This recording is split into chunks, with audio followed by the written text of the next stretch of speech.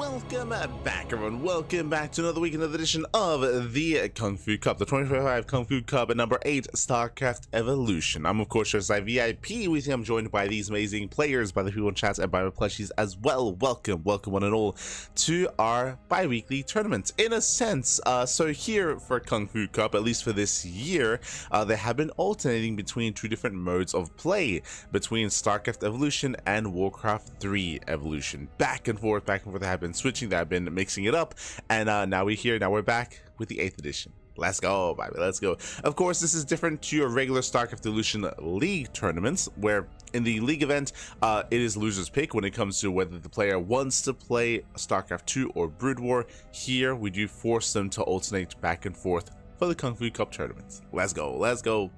Also, I should reiterate, what is StarCraft Evolution? StarCraft Evolution is a mod. It is a mod that does bring together the races of Brood War and StarCraft 2. Does bring them together as one, makes them face off against each other, I should say, in this competitive format. Let's go, baby, let's go. Now, what I will say, of course, this is a replay cast. These events did occur quite some time ago. We're just catching up, just because nowadays we can't really cover and cast Kung Fu Cup live, as we are otherwise busy with the podcast or with other broadcasting instead. So we do try to catch up via replays, and what I will say is that this replay pack, unfortunately, is a little bit messy. I do have the matchups for the semifinals and for the finals, but leading up to that, it's a little bit incomplete. So I do have like a game here, like one game a series sort of thing. Like, even though these are best of threes, we have a game here and there. So but still looks like really good matchups nonetheless. So I did want to jump into them regardless, even if I don't have a full series. There are some matches that I do want to jump into regardless. Let's go. Let us go. So up first, we do have YoungYakov versus 3 Point. Going to be jumping into their game on Monty Hall. Vámonos, papi, vámonos. So hello to all those in the chat. See Zikro, Cyber John, Shaf as well. Bienvenidos. Avex, good to see you. Always. As we are jumping into Monty Hall and spawning in the bottom right hand corner of Monty Hall, we have the blue Zerg player, the Brood War Zerg. It is YoungYakov. And spawning in the top left hand corner, we have the Brood War, we have the SE2 Zerg, I meant to say. In top left hand corner, we have the Brood War Terran player. It is a Quanta. Let's go. I haven't casted enough Quanta recently, papi. I'm a big Quanta fan. But here we go. We're jumping into our ZVT, loading into Monty Hall, a map that is near and dear to my heart. Great to be here. Great to be back once again. When it comes to this event as well, I should also add that the map pool here is quite different to what we're used to. This map pool for Kung Fu Cup does include maps like Lost Temple and like Fighting Spirit. We got Lost Temple, we got Fighting Spirit, we got Paradox, we have Monty Hall as well. It's really cool to see that these different tournaments have different map pools that we're making use of. And oh my god, Quanta going for a ninja expand. He's taking top right. I've never seen this before.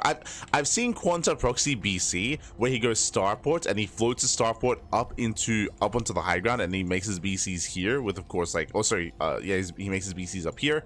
I have seen that in the past, but going for the ninja base, this is crazy. Okay, Quanta, I see you. Hold on, let's fix up his name. But that's great. That is crazy. That's crazy. Oh my god. Hold on. There we go. So this is our names here. But yes, YoungYakov back at home, going for his own standard opener. He does open up a hatch into spawning pool, does open up two different paths here, and does make those hatcheries. We have seen Doc do something similar, where depending on where the aggression applies, you can always pull your workers away and transfer to another mineral line instead. Quanta, a double CC, by the way. So CC with the ninja base into CC back at home into the racks, and of course double gases behind that. So hyper greed out of Quanta. Again, double hatchery here from YoungYakov before pool, gasless opener, which is a little bit more standard. We have seen these gasless openers even in StarCraft 2 versus StarCraft 2 matchups, but this, yeah, he's putting it. Let's go. Now, unfortunately, in a way, this is a little bit less effective than if he was playing StarCraft 2. I say that just because, I mean, he could otherwise mule, right? He could otherwise mule immediately and get a little bit of extra saturation from these bases and for these mineral lines. Here, he can only make one SCV at a time. So it'll take a while for this base to really kick in, but I mean, we'll get there. We'll get there, man. We'll get there. Let's. Oh my god! He also the bunker block. Let's go. I spoke about how you can transfer workers over, but with the bunker block here, the workers cannot actually gain access to this space. Lings are being forced out, and already a nice start here for Quanta. Look at him go. Like, this is why I rate Quanta so highly. Is that he dedicates a lot of time as does let it finish. He does dedicate a lot of time to StarCraft Evolution, and he's pretty damn good at it. He can at times be innovative as well, which is also why I mentioned at the start. I wish I casted more Quanta. Like Quanta, he's been less active recently. Like I haven't seen Quanta as active in StarCraft Evolution leagues or in the King of the Hills, for example. So it's great to feature at least some Quanta here in KungFu Cup. I appreciate it. Oh, let's go. So now the bunker is dealt with. Now YoungYakov, I mean, did force him to make these lings that otherwise won't really get much done, to be honest. From here, we're just joining. YoungYakov, he's joining on up. Likewise, across the map, we do have a Quanta opening up double factory into mech. Quanta is quite fond of mech as a playstyle, doesn't often go into bio compositions, at least not with a Brood War Terran, I should emphasize. So with this, we should be getting to, I would imagine, Vulture production, but we'll keep an eye on Quanta. Meanwhile, the Overlord is going to be hunted down, and the Overlord will fall. Likewise, behind this, we do have our spider mines on the way. Getting spider mines, getting into iron thrusters eventually as well. With said starport, we can go for Vulture drop play. I would imagine that would make the most sense. Alright, I should also emphasize, welcome one all to Monty Hall. Monty Hall is a very unique map, which does, it's almost like a MOBA map, where you have all these lanes, right? You have the center lane, you have a bottom, and you have a top lane as well. Each lane is isolated from each other. You can, of course, drop from one lane to the other, and I believe there is a part of the cliff where a Colossus can walk over as well, for example. But outside of that, you're kind of locked in. Likewise, each lane has its own expansion, and you do have to mine through these minerals to gain access to that lane as well, at least with the ground army. You can see that the center patches have not been mined through. We can see here that YoungYakov is mining through the top and bottom lane patches. Double starport? Wait, mass wraith? What is happening? I just assumed like maybe some vulture drop play, but no, I mean, we have vultures here to gain map control. We do see some spine claws being thrown down here for YoungYakov, trying to wall up, trying to secure himself while he can. Roach Warren now on the way. Remember, Roach Warren was delayed because gases were delayed as well. YoungYakov, though, being quite greedy, droning up heavily here, but likewise, so is Quanta, making non-stop SCVs and going into triple starport rate. Let's go. Now, wraiths, they do tickle units on the ground, but with enough of them, you can actually, harass. You can get some damage done. Likewise, of course, wraiths, they don't care about your terrain. They don't care about your lanes. They can just dip back and forth in between all these bases. So we could see Quanta pop off and get some damage done. I'm ready. I am ready for it. Meanwhile, we do see a Hydra dead on the way, so it's going to be Roach opener into Hydras here from YoungYakov. Spider mines are being set up. First Wraith has arrived, but again, won't get much done. Does get a full scout though, does get eyes on the infestation bit and on the Hydra dead as well. Sees all the tech here at the northern base. Does see all the tech. Meanwhile, top right is being mined, is being saturated. Slowly but surely, does prioritize the gases, I should say. I mean, this is a very gas-intensive style. As I believe YoungYakov, he got a full scout. He did see all the starports. Okay, he knows. Yeah, he did see all the starports. He's aware. With this, he can focus and fixate on Hydra production. We can even go into Vipers as well, into Hive Tech. As we are going into Irradiate. Okay, we're going into Irradiate. We have +1 ship weapons on the way.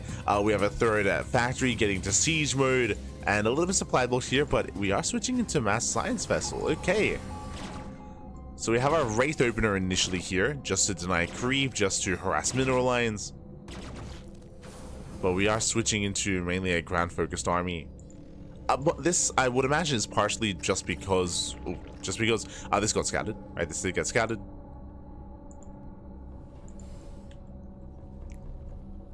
And of course, YoungYakov, he's responding with Hydra.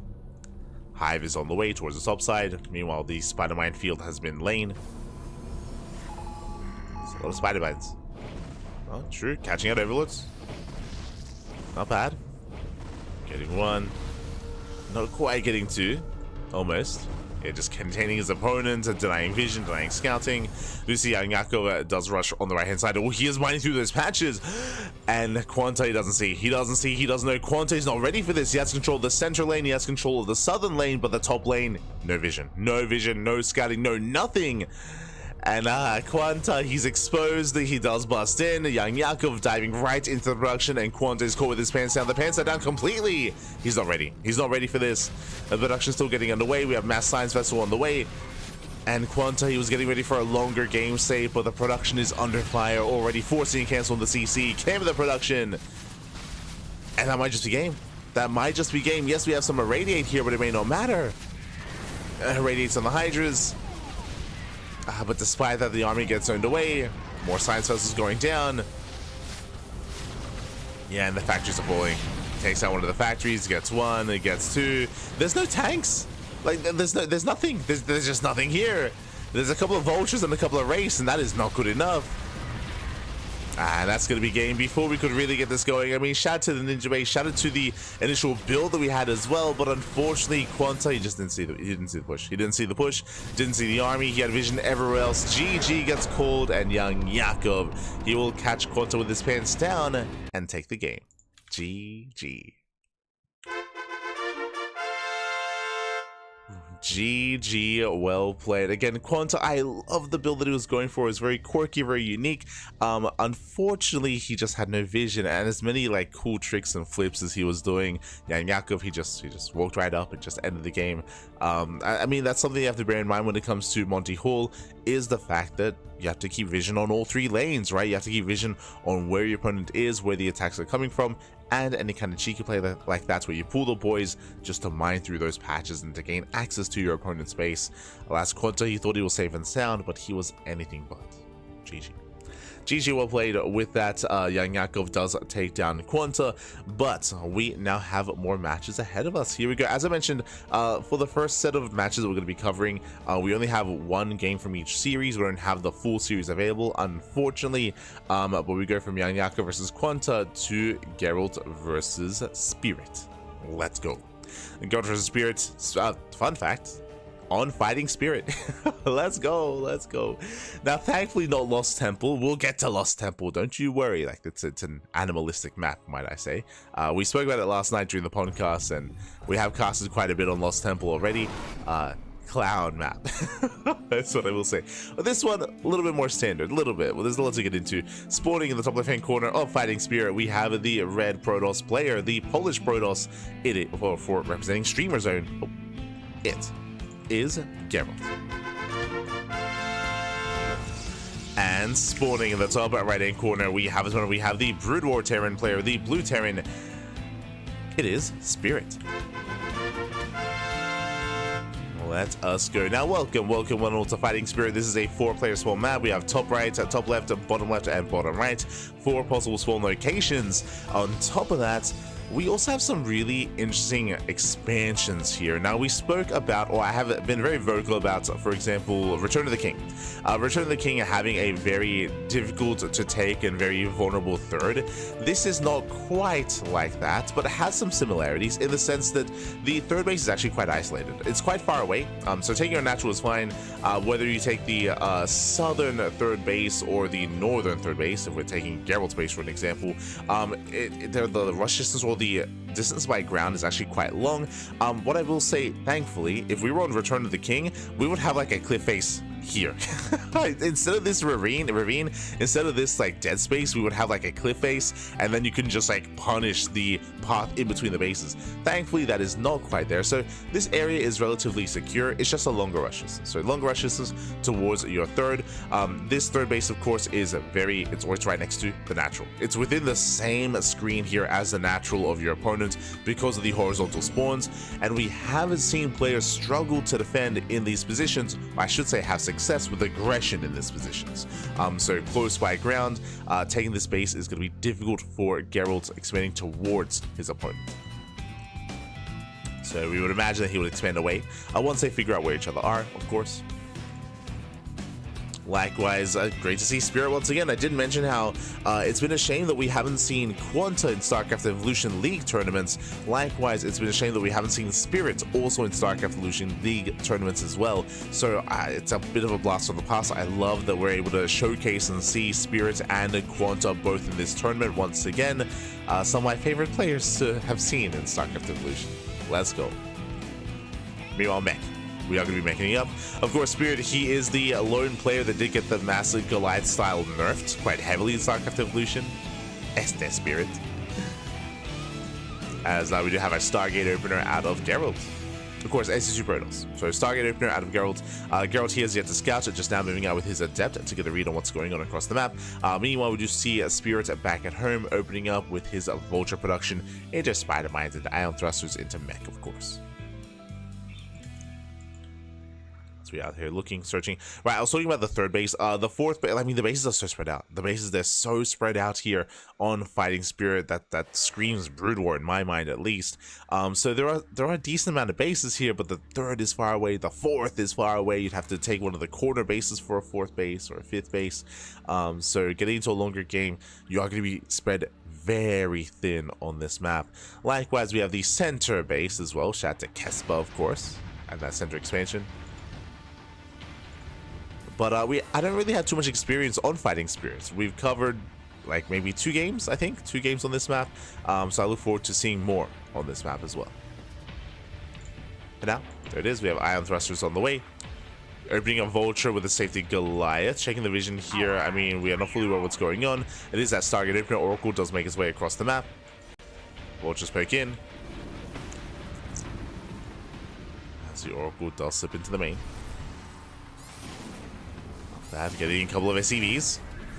And 1, 2, 3, 4 SCVs going to be going down. The Goliath will defend. That's still some good damage. Getting 4 workers.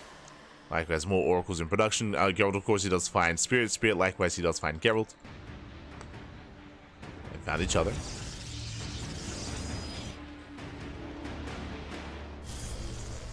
Have found each other here. Going for a Stargate opener into Blink. Okay. So with this, Gerald, he's going to have a very mobile army composition. He did scout the main base, of course. He did confirm that Mech was on the way. I mean, it's Spirit, so you can make the assumption, but Gerald has confirmed.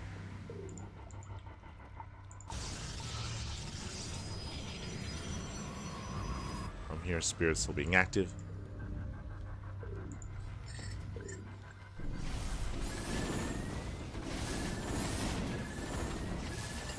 Gerald likewise going for a dive. Does catch a couple of SCVs. That is going to be 3 SCVs going down. That's going to be, what, 7 in total? Not bad. Likewise, both Oracles do get away. And Spirit, he's stuck at home. He's stuck defending back at home. He's stuck fortifying himself, building up more factories. And this is just a unique dynamic that I miss. What I mean by that, I spoke about how we don't get to see a lot of Quanta and Spirit anymore, and in my mind, it's a bit of a shame. But a big reason for that as well, I don't know if you notice, both Quanta and Spirit, they're not 3-raxing. Like, neither one of them, it's crazy in current meta of StarCraft. Neither one of them 3-racks, the stim timing, not at all. Not at all. They both played Mech. It's just a change of pace. Like, just because they're going for a different style, of course, or kind of longer game state as well. I appreciate it. I appreciate it. As much as I love covering Beyond, don't get me wrong, but I feel like it isn't just Beyond. Like Beyond, I feel like he's kind of set the tone and set the meta a little bit, kind of for the other Terran players, like, you know, Kiwian and the STC and Honmono, and I feel like a lot of the others have followed suit when it comes to just going through X Stim, just because of the success of that build. But neither Spirit or Quanta have embraced that. I appreciate it. I appreciate it. As now the Gerald, he does push right down mid. Oh my god. Spider-Man's not quite going off. Gerald rotating over towards the right hand side, towards the third. We spoke about this earlier, but the rush distance by ground is quite long. We do see Spirit trying to rotate over towards the third base, but now he's out of position. Oh, thankfully Spider-Man's will buy some time. Where these rotations can be brutal.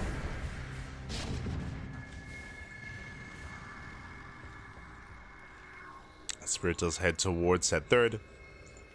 Behind this, we do see Gerald not just taking his own third base, getting it fully saturated, but going into Sky Toss.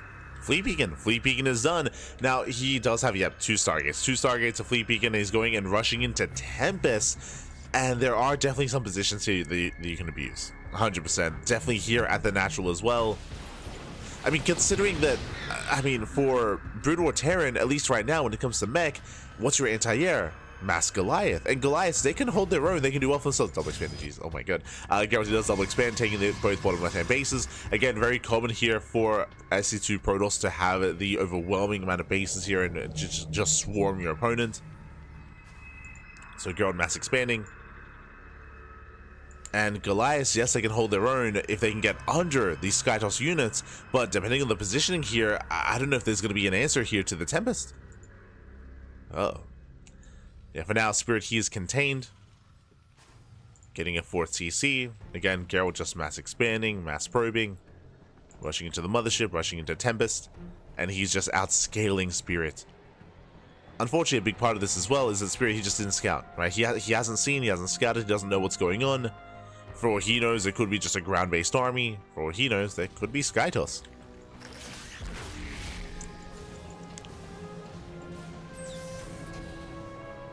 Spirit, he attempts to move out. Stasis does catch him. Observer does get eyes on the move out as well. Oh! Gerald's coming for the snipe. Takes down the tank. Takes down one of the tanks, kites back well, sniping those vultures. Now, I do appreciate that Spirit is being proactive. Again, if he had to defend against the Tempest, he'd be in trouble. Oh my god. As another Goliath is going to fall. Does punish though.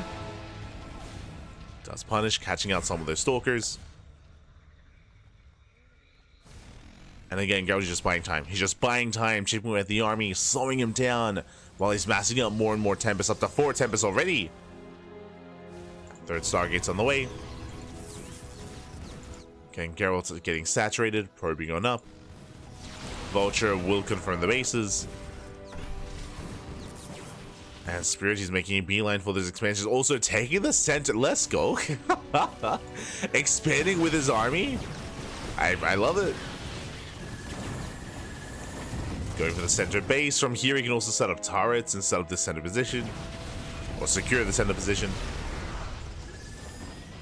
He's pushing, catching reinforcements. Stalkers getting caught. Gerald falling apart a little bit here. But the Tempest have yet to be revealed. Yeah, Tempest now coming in. And again, some of the terrain here still working in his favor. There's also less dive potential for this Terran ground army. Tempest shocking around, still making 2 more.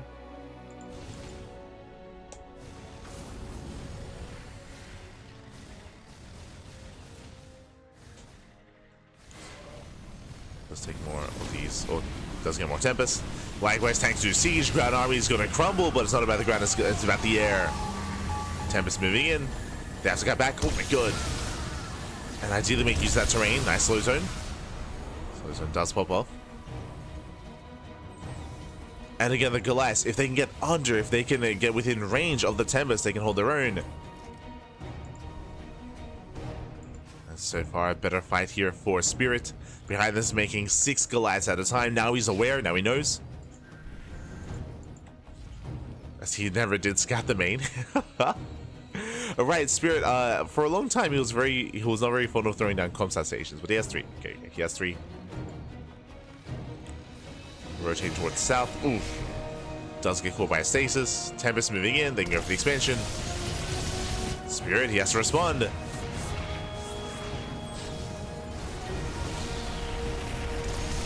Now we see Goliath's 2 groups collapsing in. One from the south. One from the north. Trying to push forward. Goliath, how they take a stasis to the face? Yeah, stasis does pop off. But looks like one Tempest is finally going to go down. He gets one. Slow zone is going to be brutal.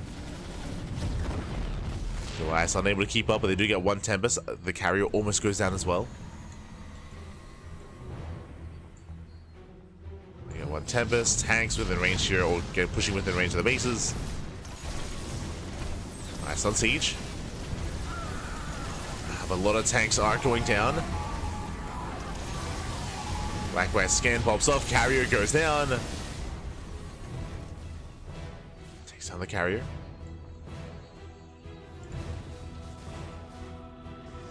Likewise, Gerald, he still is maintaining his Tempest count though. He's on how many? He's on 8 Tempest.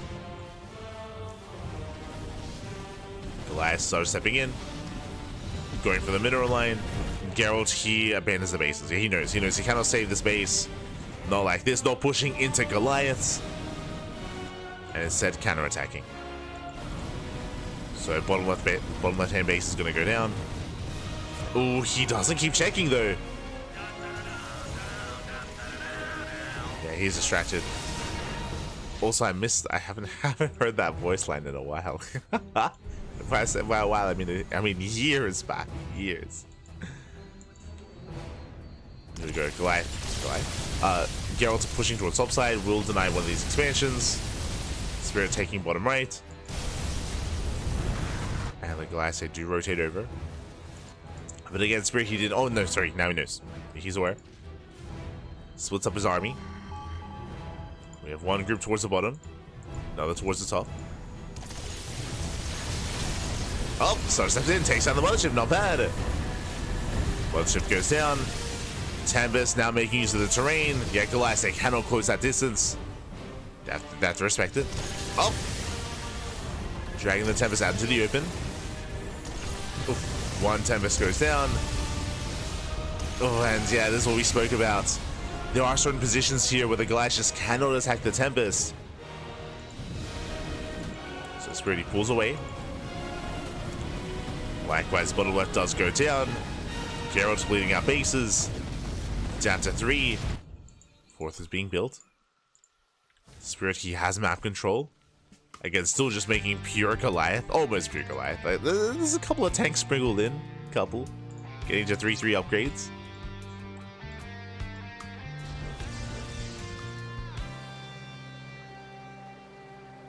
I'll be honest, I don't think I'm too fond of the idea of going into carrier here. As Goliath has started stepping in. Yeah, they can shut down these interceptors. The Immortals, they can hold their own though. That's a lot of Immortals on the ground. Yeah, tanks, they fall one after the other. And Goliath, they're being forced back. Again, that's 5 Immortals on the ground. So far, this is going to be falling. But again, Gerald, he fights well. Yeah, he fights well, he breaks out, takes down every single tank. Oof. Yeah, Gerald, not pure Sky Toss. He's got Immortal, he's got Charge Lots. I turned up there, I don't know. I know. Hold on. Gotta bring out my Google Lens. He's like, yo, that's crazy. I thought I was dead. It's like, I also thought you were that's crazy.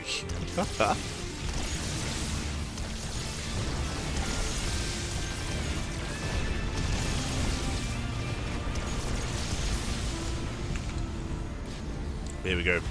Gerald, he does break in, pushing towards just going for the main. Again, you can see just how quickly everything snowballs out of control. He takes one massive fight, and now he's going for the kill. He's going for the kill. Spirit, he plummets in supply. He's going for a bit of a base trade. He is denying these southern bases, but it may not matter. It may not matter in the end, because what matters here is the main, is the production. As Gerald forces his way through. Sorry, I was just trying to Google Translate what was said. I'm not too certain myself. Google Translate did not help. But here we go, Gerald's going for the kill, going for the throat, and Spirit did such a good job this game, gaining map control, denying bases, but we saw that he did overextend. Like, Spirit trying to push into the bases, you have Gerald pushing into the Immortals, more importantly, he lost everything. He lost everything in the end. And then Gerald, he's done it, he takes over the main, came the production, factories are falling one after the other, Immortals also pushing their way in. The last Spirit, he has nothing left. He has nothing left. Again, it was an intense back and forth, and again, Spirit, he had some very strong moments in this game until that one brutal fight, right? Until that brutal fight across the map where he lost everything. And from there, the game just ends. We can see Spirit trying to rebuild this production. He's throwing down more factories towards the south side, setting up a new main base. But he has a lot of rebuilding to do, and the problem here is that Gerald, he's coming. Again, terrain is not an issue for Gerald. He just goes over set terrain flies over even. Take down more expansions.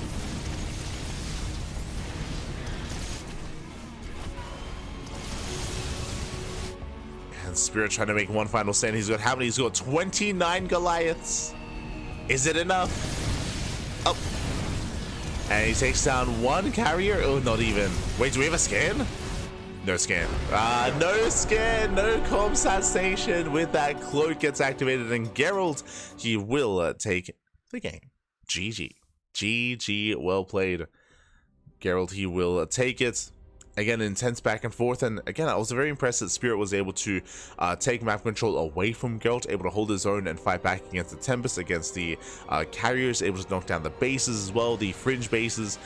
But we saw that at a certain point, Gerald, he did recognize that pure Skytals is not quite working, switch out of Stalker into Chargelots, into Immortals, into a more anti-mech composition, and everything very quickly escalated out of control.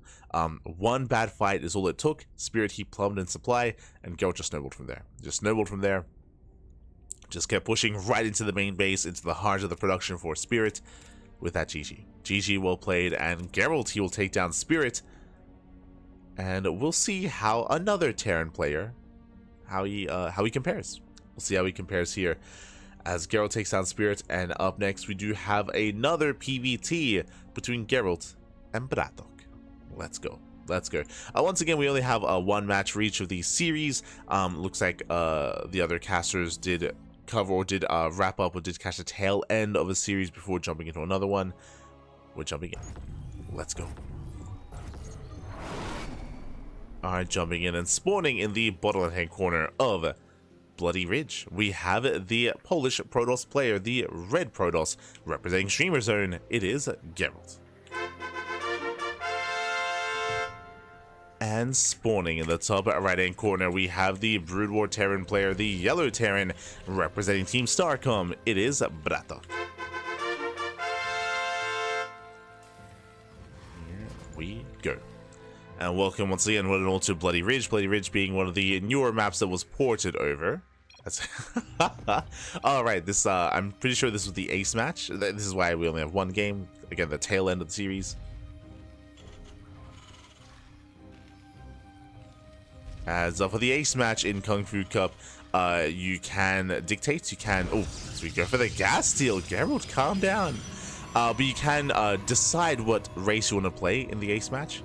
Game 1 and Game 2 are predetermined.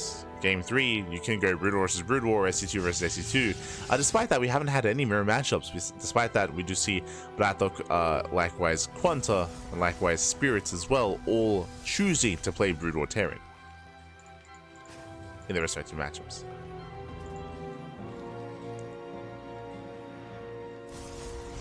Here we go. As we are poking in. Likewise, we do have our... Okay, we've seen this before. I say that, we do have an earlier gas. But regardless, we have a second Rax. Yep, second Rax into Academy, into another Rax as well. Gerald, he does have an idea as to what's going on. I mean, he sees one Rax. He doesn't see the follow-up factories or any other production behind this. But it is going to be the tried and true 3-Rax stim. 3-Rax stim out of BratOK. I mentioned how I was elated that neither Quanta or Spirit had gone for this build despite playing Brood War Terran, but BratOK, he is one that has kind of followed the rest of the pack when it comes to the meta that has been dictated and the strength of this build as well. Now, we have seen many an SC2 Protoss defend against this in multiple different ways, whether it's by slowing this down ahead of time with Blink Stalkers, going for a robo-based opener instead to hard counter this. We'll see how Gerald does approach this kind of style. What do you have for us? What do you got?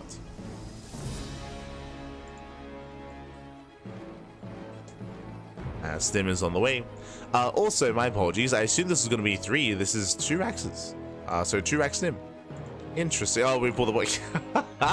So this does hit sooner, I suppose, but more all in. More committed, more all in. There's no expansion. The boys are being pulled. And one way or another, the game is about to end. Gerald, he does open Stargate. Ooh, Stargate open out to Gerald. Stalker pokes out. And we do see BratOK attempting the surround. It does sneak around. Stinks around, does not quite catch Gerald. Gerald does pull away. Does kite back. Likewise, bunker has been thrown now, but the bunker is going to be delayed. So far, nice kiting here out of Gerald. He has not lost that stalker. He hasn't lost any, will not. He gets a marine. Up! Oh, does leave his army idle. Stalker goes down. Bit of miscontrol there by Gerald. At the same time, bunker is going to fall. There's a cancel. Cancel the bunker. Stimage revealed. Medics now coming in, but now we have 2 shield batteries. Yeah, 2 shield batteries already complete. The main base will not be broken. Nice kiting here by Gerald. And BratOK, he's running out of marines. He's running out of forces here. As SCVs are going to be falling. Getting 2 SCV kills. Down 2 SCVs. Likewise, they'll target down those marines. 2 more marine kills. Oh, good. The bunker is going to complete, though. Bunker does finish. The base is under fire. And BratOK is expanding behind this. He is expanding. He's not completely all in. I mean, he still has to get more damage done, but he gets 3 probes. Expanding, transitioning. Stalkers are still holding their own.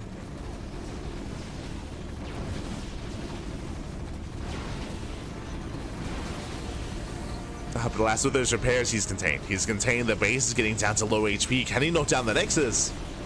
Can he bring it down? We're building up that Stalker count. Ooh, meanwhile, Oracle gets across the map. True Stargate Opener. Stargate Opener to the Oracle. Oracle does get across the map. 4 SCV kills, not bad. Marines overextend. BratOK distracted. Must be a distraction. Oh my god. Stalkers, they pull back to the shield battery. At least they try to. 1 Stalker goes down. And the base is low. The base will fall. Massive pickoff. Takes down the Nexus. Oracle delaying the CC. Does spot the mech follow-up. Going to double factory. Another SCV goes down. 7 SCV kills. And eventually, Gerald will break out. Eventually.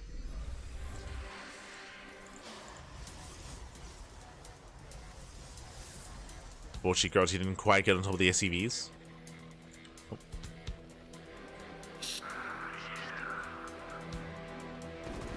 Forcing out a stim. Spider-Man's on the way. CC once again delayed.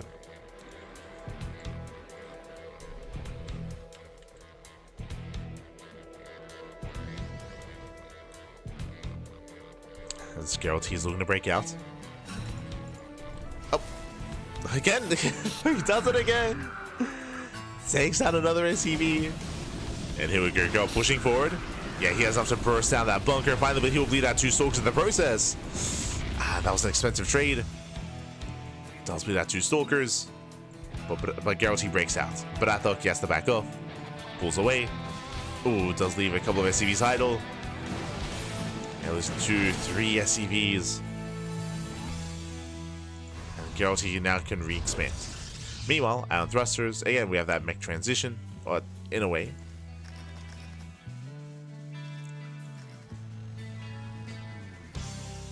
BratOK still working on with what he has. Finally, that natural base does complete. Finally getting up and running, but heavily delayed as the dust settles. How many SCVs? 16! 16 SCVs went down for 5 probes. And yes, on the one hand, we see BratOK, he does expand, but I mean, it's so delayed. It's so heavily delayed here. Oh my god! Oh my! Never mind. Calm down. Spider-Man's popping up. Gerald panicking a little bit towards the end there. Does panic. Likewise, vultures that do slip by. Slip by, they slip past. And 1, 2, 3 of those probes. Not bad, they 2-shot. And Gerald, he's racing back home. Does race back home.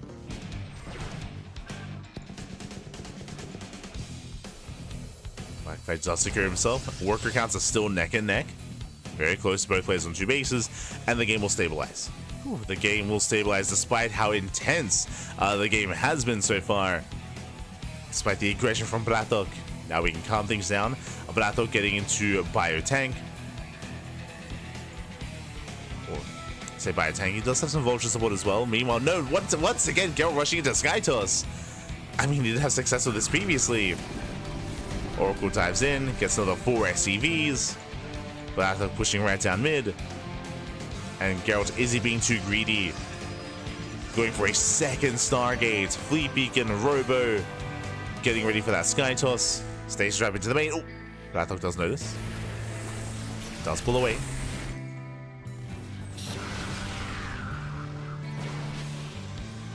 Does pull away in time.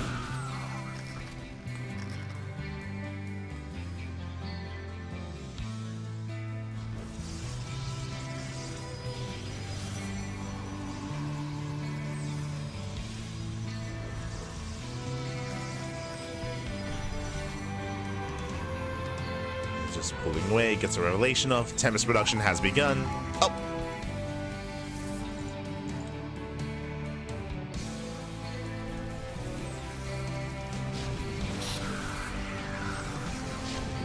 Girl once again threatening a dive. He's being contained. Tanks are getting within range of the army. Massive tank shots going off.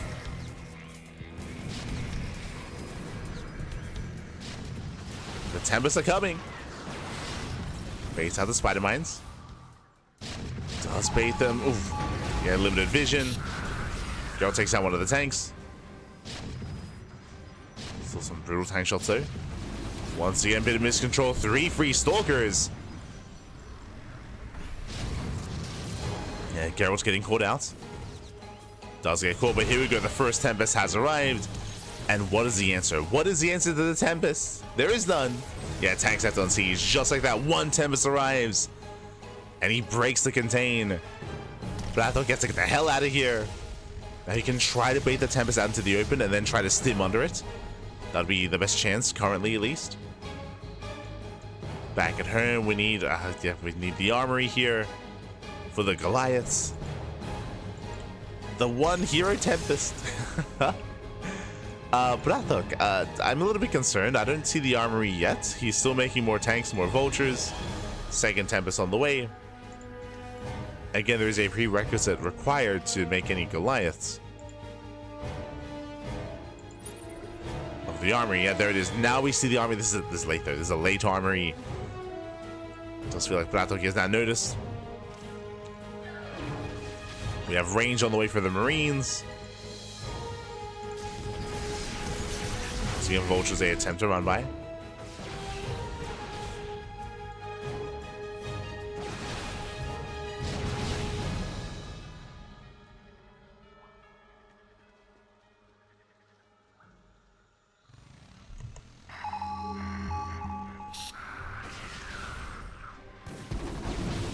So attempt to run by here.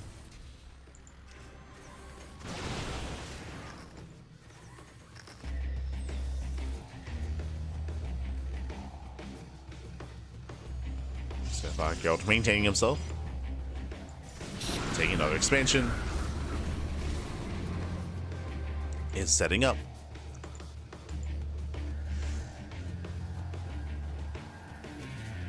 Going for the mothership. The Tempest count is not too high here. He's only got 3 Tempests. As he hasn't gone into a pure like Skytoss transition. We see instead a lot of ground support here for Gerald. Trying to maintain map control. Oof. Trying to, as the game is slowing down. Now, my big concern here is, as BratOK expanding. Claiming another base, claiming a third. For now, he's still only on 2 bases. Not quite saturated efficiently either. So, some messy economy here for BratOK.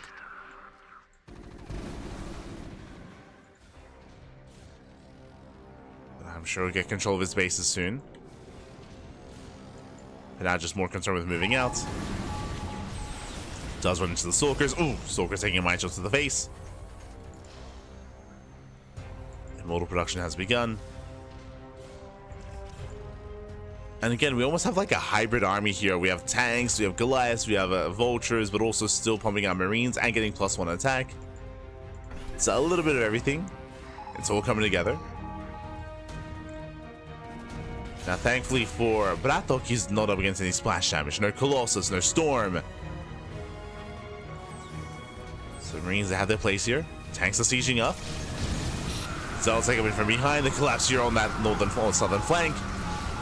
Temperature's going up. There's that cloak. And the Marines, they crumble. Yeah, no more Marines. There's 3 Goliaths left. And the Goliaths are the only thing standing here between the army and the Tempest. The Stalkers, they still break through nonetheless. Stalkers, they hold their own. Tempest, they reign supreme. What shoots up? Nothing. Tanks and medics, get out of here. And the problem is that this is almost a 2-base all-in. BratOK, no expansion. The 3rd CC is still on the way. So the economy is still lackluster for BratOK. He is rebuilding, trying to remax, making more Marines. Marines, papi. That's not gonna help too much. We need Goliaths, as many as possible. As Gerald, he breaks out.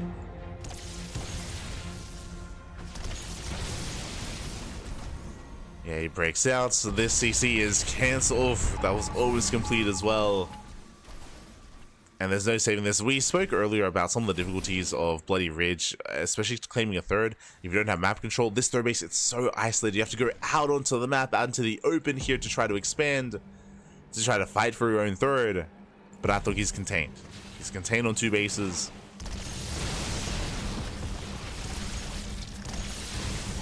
He cannot expand, and he should not expand. I mean, I don't see a world where Gerald allows for that to happen.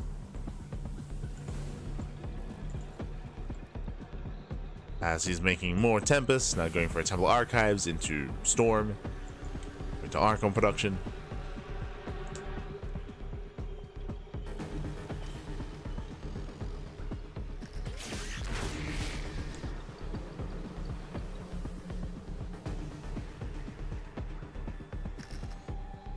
BratOK just setting up as many mines as he can.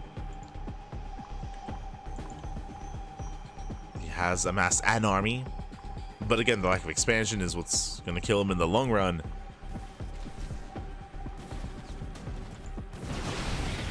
Also moving out. Oh! Let's push towards the top side. Gerald, of course, claiming a 4th. Storm is on the way.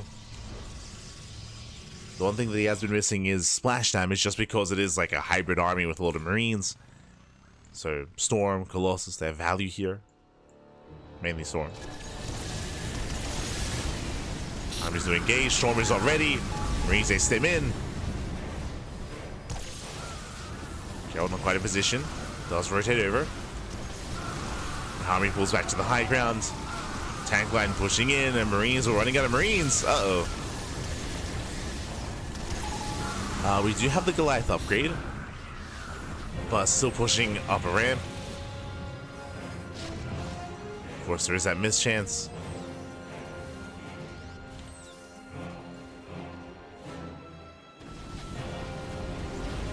As Gerald getting caught. Army rotates over towards the natural. And Gerald, he collapses in. Zealots from behind. Stalkers as well. We come in for almost a full surround.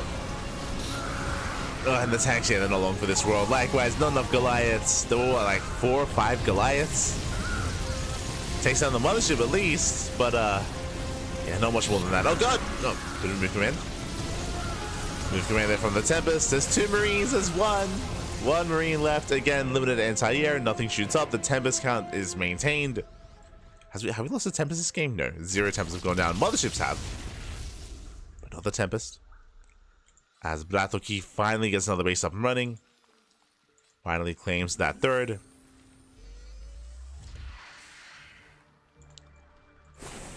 He does attempt to throw down that compensation.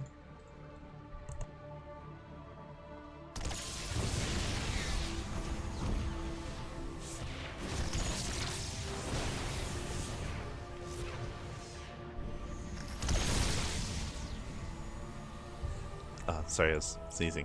Shout out to the Bouncer High Templar, by the way. it was barely happening off screen there. We did stop the Vulture. Shout out to the High Templar. Storm is now done. Gerald's breaking out. Still kind of a messy game state, but Gerald is taking another expansion, taking the northern base. Again, the base count on this map is quite limited.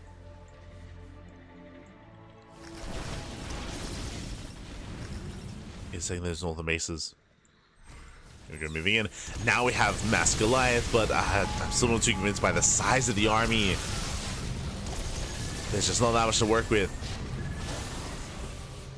I mean, hey, look, if we saw Spirit rock up with 29 Goliaths and still lose, like, I'm not too convinced by the 7 Goliaths that BratOK has, unfortunately. Not too convinced. No, maybe BratOK, maybe his Goliaths, they hit different. Maybe.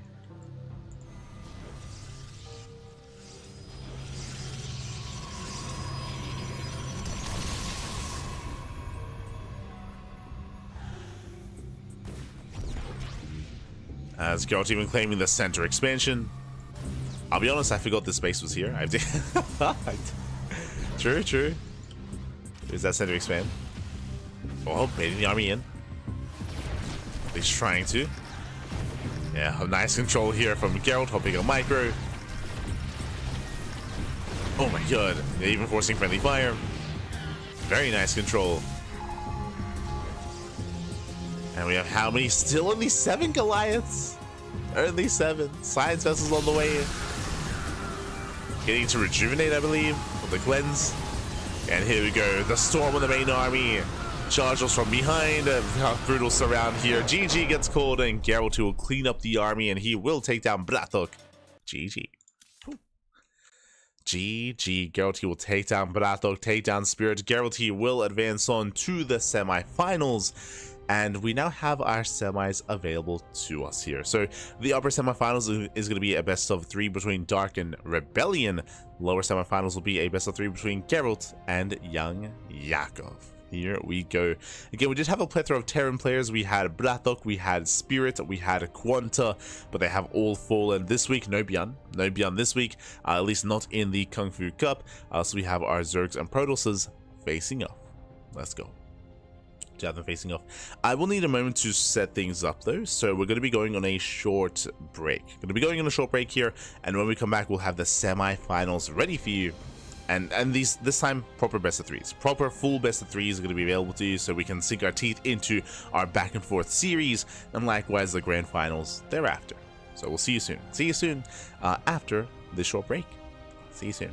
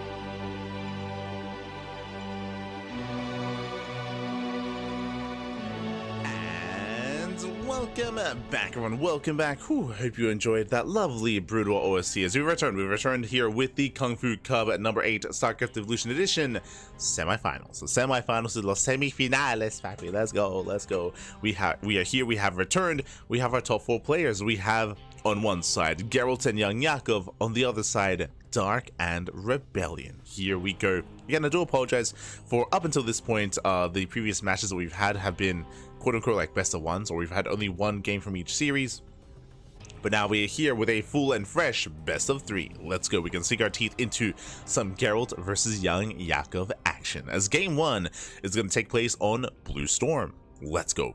Blue Storm, of course, being, I would say, God, I keep, in my brain, it's like a newer map, but I guess not really, because it's like almost 10 years old. Feels bad, man. Feels bad. But, you know, it's not like, you know, back old BratOK Kesper days sort of thing. A little bit more modern than that. A little bit, but regardless, here we go. We're jumping in and spawning in the right-hand corner of Blue Storm. We have the blue Zerg player, the Brood War Zerg. It is YoungYakov. And spawning in the bottom left-hand corner, we have the red BratOK player representing streamers over from Poland. It is Gerald. 10 try 18 years. There you go. There you go. There you go. 18 years old. Crazy, Bobby. Crazy. God. We're all getting old. Question: How old is Lost Temple? Oh no. How Lost Temple Wikipedia? Do I want to know?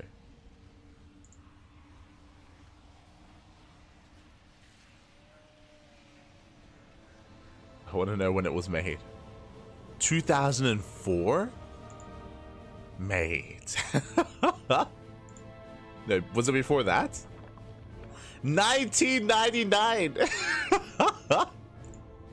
Oh my god. 98. Yeah. I'll see you different. All good, all good. I'll see you different. Yeah. I just checked Wikipedia. It was in competitive format in 1999. Lost Temple, May. So technically, I feel a little bit validated saying that Blue Storm is a quote-unquote more modern map, and then I feel very dated. It's like, oh, it's 16 years old, 18 years old even. Then you get Lost Temple. Oh no. Oh no. It was first ladder. There you go. There you go. Crazy. For now, we do have our insanely greedy opener here. We have our hatch pool into hatchery here. I mean, I say that going for an early Evo chamber. Okay, so I did misspeak earlier. More of a standard opener here by YoungYakov, but the early Evo chamber does scream +1 melee to go for an early Link Flood. I would imagine melee is going to be on the way here for YoungYakov. I'll be honest, I haven't really seen these Link Flood builds too often in this matchup, so I'm curious to see how YoungYakov can make use of this, bearing in mind that there are 2 entrances into the natural. So the natural is more exposed than normal. You can flood in towards the right side or flood in towards the left side. This is a dynamic that we didn't really get to experience too much. I don't actually. This might be my first time casting a ZVP on Lost Temple. In general, I mean, we very rarely cover Zerg players in StarCraft Evolution, but I just realized, yeah, I'm so often covering PvP, TVT, TVP. I think this is my first time. Okay. No, sorry. I have casted a ZVZ on Lost Temple, I believe. But a ZVP, I don't think I have. And of course, because of the multiple entrances into the natural base, like, it is so awkward to defend here. I would imagine for Gerald, the wall is going to be non-existent, and the Link Flood has potential. Again, it's because it just clicked in my mind that this is a dynamic that I've never experienced before. Is a BratOK player walling up on Blue Storm. I think I said Lost Temple, but my apologies. On Blue Storm. So my Lost Temple was on the mind. The good old days. Glad. Ah, no. Back when we were competing in spacesuits. True. Back in the day. How it should be. In those heated rooms. And PCs on table tennis. Tables. Let's go. As we have the Dark Shrine on the way here for Gerald, so going for a Twilight Council with a DT base opener into Archon drop. Meanwhile, the Ling Flood is upon us. Here we go. Lings are filing out across the map. We have Ling Speed and plus on melee finishing up at the same time. And here we go. We do rush out. So far, Gerald, he does fully wall off with the pylon. Ooh, the Lings, they get baited by the Adept. Yeah, they do get baited in, and this will delay the flood. Meanwhile, the wall is finishing. Gerald, he does actually wall off here. Nicely done. He has his gateway set up. So 3-gate wall on the left-hand side, pylon on the right, and this Ling Flood is not achieving much at all. But where's the shield battery? Yeah, no shield battery behind this. The gateway is under fire. We have a secondary wall here thrown down. Sentry warps in. We have a force field. And it looks like the gateway will fall. Does he get in? Takes out the Stalker. And Stalker is picked up. Doesn't quite break through that second layer of defense. And Gerald holds. Gerald, he holds on. We have more Lings filing in. But again, like, we're not able to find much damage at all here. Now going for the Adepts. The Adepts will be picked up. True. They do slip away. They slip away. Third base now being taken. We just see YoungYakov switching into roaches, attempting to drone up as heavily as possible. Again, YoungYakov's drone count is very low. So far, this has not been worth it. Again, it's just been such a big investment, and YoungYakov's economy here is in the gutter. He has to drone up as hard as possible. DT warps in. And Lings, they don't get a gateway. They don't get anything else here. They do get us around here. Shout out to the Overlords. Yo, back in the day, detecting Overlords. Crazy. Oh my god. I say that despite the detection, bases are under fire. And the third base is going to go down. Massive pickoff. Yeah, insane pickoff here. Third base does fall. And YoungYakov, he's hurting. He's hurting so much here. He lost the expansion. He didn't have many drones to begin with. And Gerald's happily mining on 2 bases. Now, Gerald, he does wall himself in. So claiming a third base is going to be a little bit awkward here for Gerald, and it's going to be a little bit more delayed, true. But for now, he's looking very secure, very safe, very solid.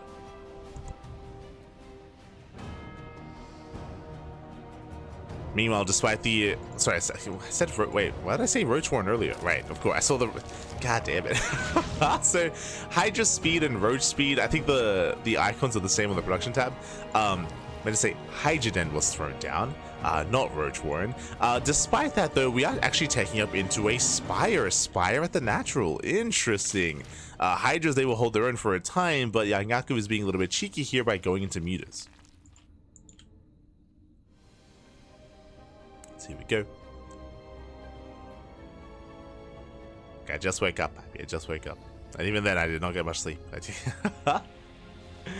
Hydras, they start to step in. Ooh, going for the Forge. Interesting. They have to be wary of the force fields. The Forge is going to get picked up. +1 is denied. Nicely done. But here comes Gerald. Gerald, he does break free. He can now expand, but more importantly, he can move out. He has 3 Archons. Charge is complete. Lurker tech is on the way. Gerald, he does have a terrifying army. That's a lot of charge lots. Gerald's moving out. We'll avoid the choke point, headed towards the new third. Yo, we got some Scourge. Oh, Scourge on the way, not mutas. Okay. I mean, hey, that'll help against the Prism. That will help. Alright guys, ooh. Scourge getting picked off. Charge also moving in. That's a lot of Hydras. And the Scourge, they shut down the Prism. Yeah, 2 Scourge were enough. Charge, let's say, dive in, chasing down those Hydras. Sun colonies are finishing up. And again, there should be enough Hydras here to hold on. Yeah, Lings, they trickle in from behind. And Gerald, he overextends here. Again, no reinforcements, no War Prism. And Gerald has to get the hell out of here. Bleeding out Archons. Does have to pull away. And thankfully, he does save his Immortals at least. Go for the expansion. It does go for the base. And we'll recall.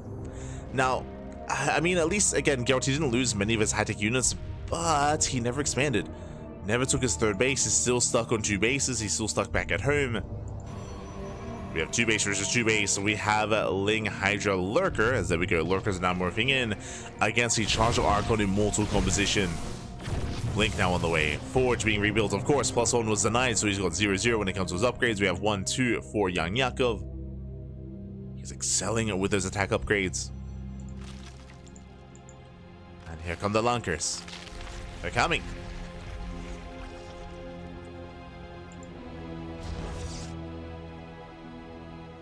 YoungYakov. So just looking to maintain map control. Not really getting into any mute attack again. The Spire apparently was just for the Scourge.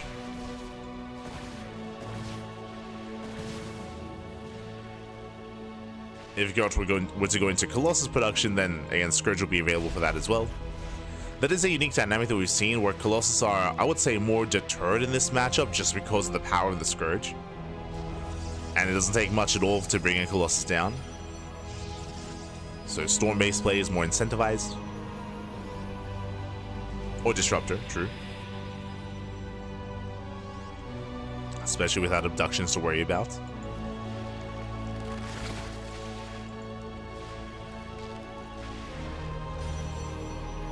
As the game is slowing down, both players are expanding, but again, YoungYakov is hurting that much more for not having a third, as he's still down in workers as well. And there's nothing pressuring Gerald. In this stage of the game, like Gerald, he can freely just calm down, just saturate his bases. Doesn't have to break out, he's in a better position. You know, our muter production has begun. Getting into a handful of muters, they can help to harass. But there are cannons in the mineral line. Gerald is ready. Breaks down. Oh! Does break out. Catches an Overlord. Lurkers moving in position. How many? It's got to be 16. 16 Lurkers are ready for this. Storm is done. Storm is complete. YoungYakov attempting to saturate. We spoke about this earlier. This position is just so brutal to defend in. Scourge dive in. Prism goes down. And here come the Storms. Yeah, Storms on the Hydras. Likewise on the Lurkers as well. Oof. But no detection. Yeah, no Observer. And without that, the Lurkers, they will buy time. Oh! At the same time, the Muters pop off. We had cannons in all the other mineral lines, but not here. Not at the third. 16 probes. Yo, the MVP Muters. 5 Muters, right, let's go. 16, 17, 18 workers going down. And Gerald to the push fails. Yeah, the push does fail, does not gain any ground. He's waiting for the Observer. And in so doing, YoungYakov, he's saturating. He's slowly saturating his base. I mean, that's something else to bear in mind here is that, again, these Observers are also more vulnerable. Detection is more accessible here to the Brood War Zerg. And Scourge, they don't just shut down the prisms, they shut down the Observers as well. And even though Lurkers, in a sense, have shorter range, in a sense, are not quite the SC2 Lurker exactly, I mean, they're going to be safer.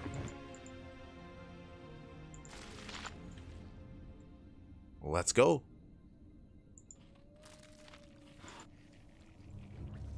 And what is the win condition? Snipe the Observers. YoungYakov does spot them. He does spot both. Up! Overlord pulls away.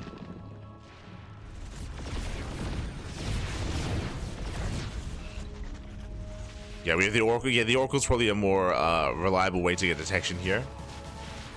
As I'll say, peel off into the main. First Observer goes down. Snipes one.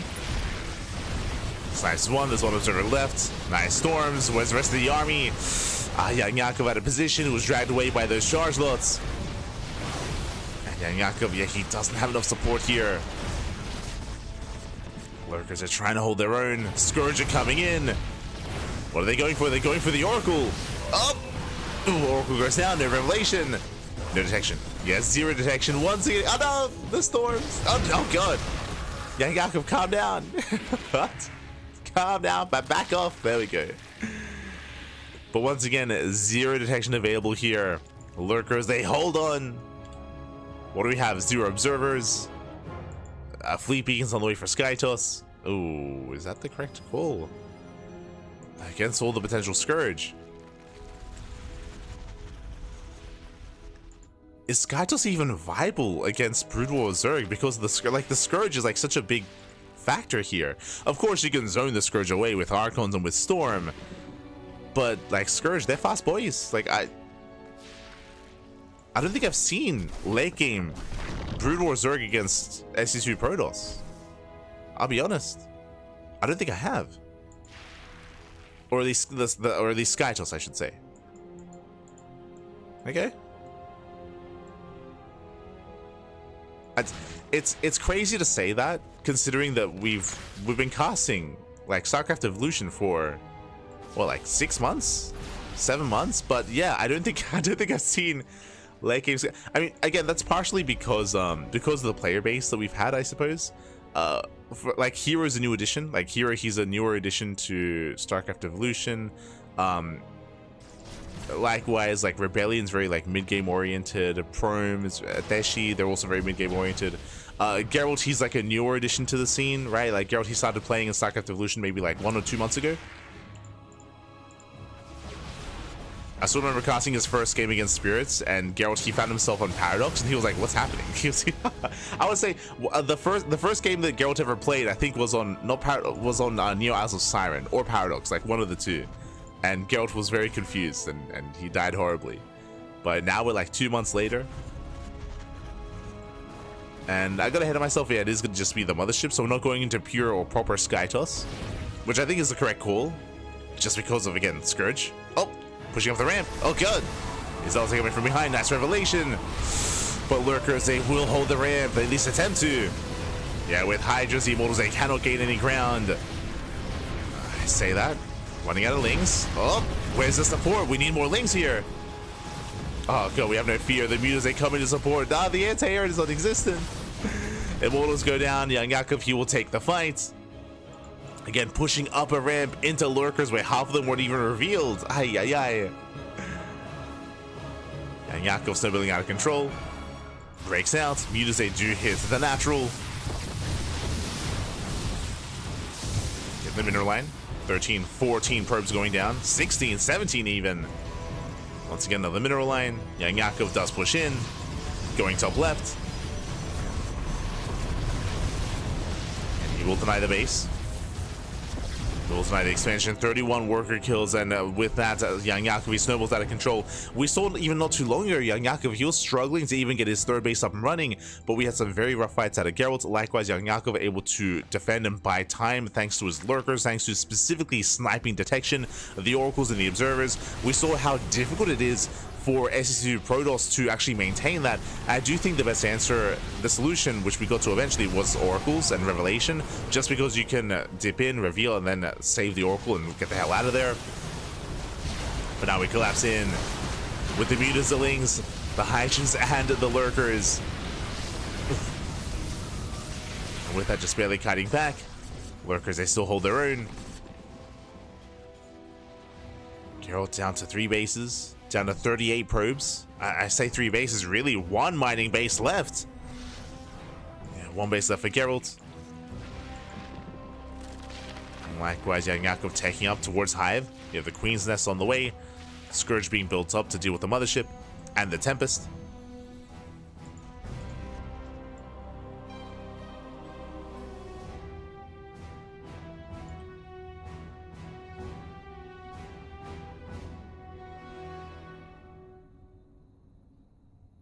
YoungYakov rotating around. Gerald's not quite in position. He can always recall or defensively warp in.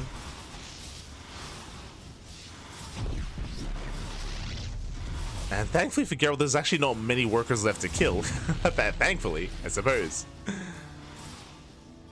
Now going for the Cyber Core, denying Stalker warp-ins.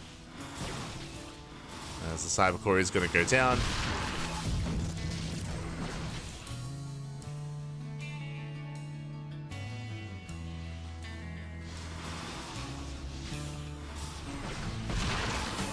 Likewise, still cutting back. Taking down another pylon. Hive is on the way again. That should be 4 queens.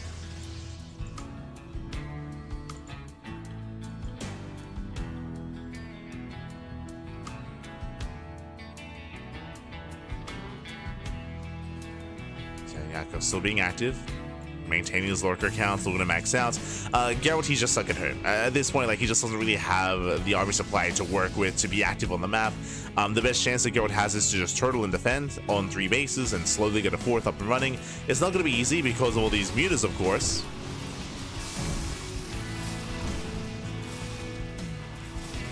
Not going to be easy. As more gas is going down, we're trying to get into Phoenix production. Well, there are only 3 Phoenixes. Oh god! Mutas. They rushed into the Archon. Not worth it. Not at all. That was how many? That was 7 mutas going down for 1 Phoenix. I mean, Lings, they do get the mineral line. 16 probe kills and the base as well. Brutal Ling run by. In a way, I guess it was kind of worth it. I mean, there's still expensive losses here, and we're rebuilding all those mutas. Oof. Again, respect the Archons. Respect them. As we have Phoenix range on the way. Lings coming in from behind. Oh.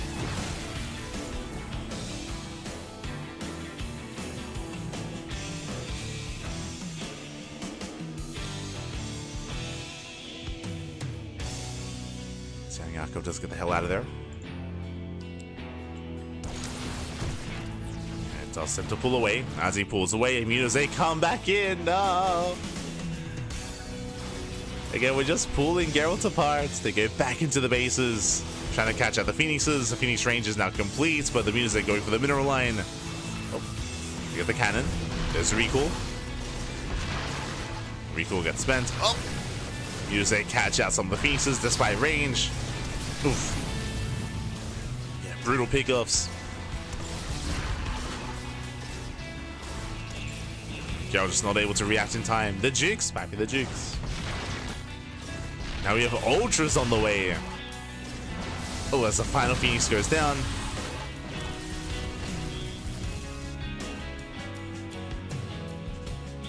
So switching into Ultras. Likewise, another Ling run by into the mineral line. Do you have any Scourge left over? Not quite. No Scourge yet. I mean, there's not much in the air. Not much Sky Toss. YoungYakov pulling away. Geralt, he's had enough. Okay, he's had enough. He's going for one final push, as clearly he cannot defend. Well, he cannot win this just purely trying to defend, as he has been struggling. Now, YoungYakov, he did throw away a lot of mutas, so YoungYakov's supply is still quite low, but I believe he's banking for Ultras, as the Ultra Cavern is now done. And YoungYakov is holding onto a bank. Oh no! 6 runs go down. Top left will fall as well.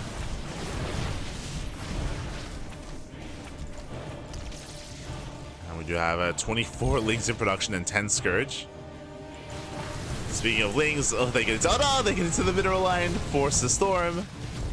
And again, we did mention it, but Gerald, he is all in. There is no economy. He's down to 5 probes.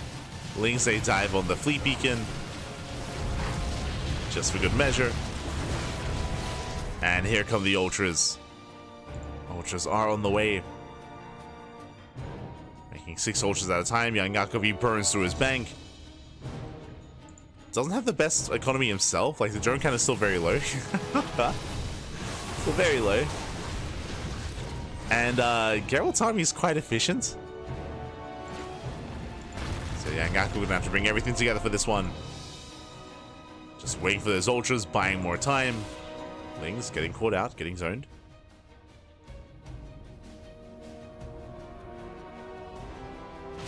Oh.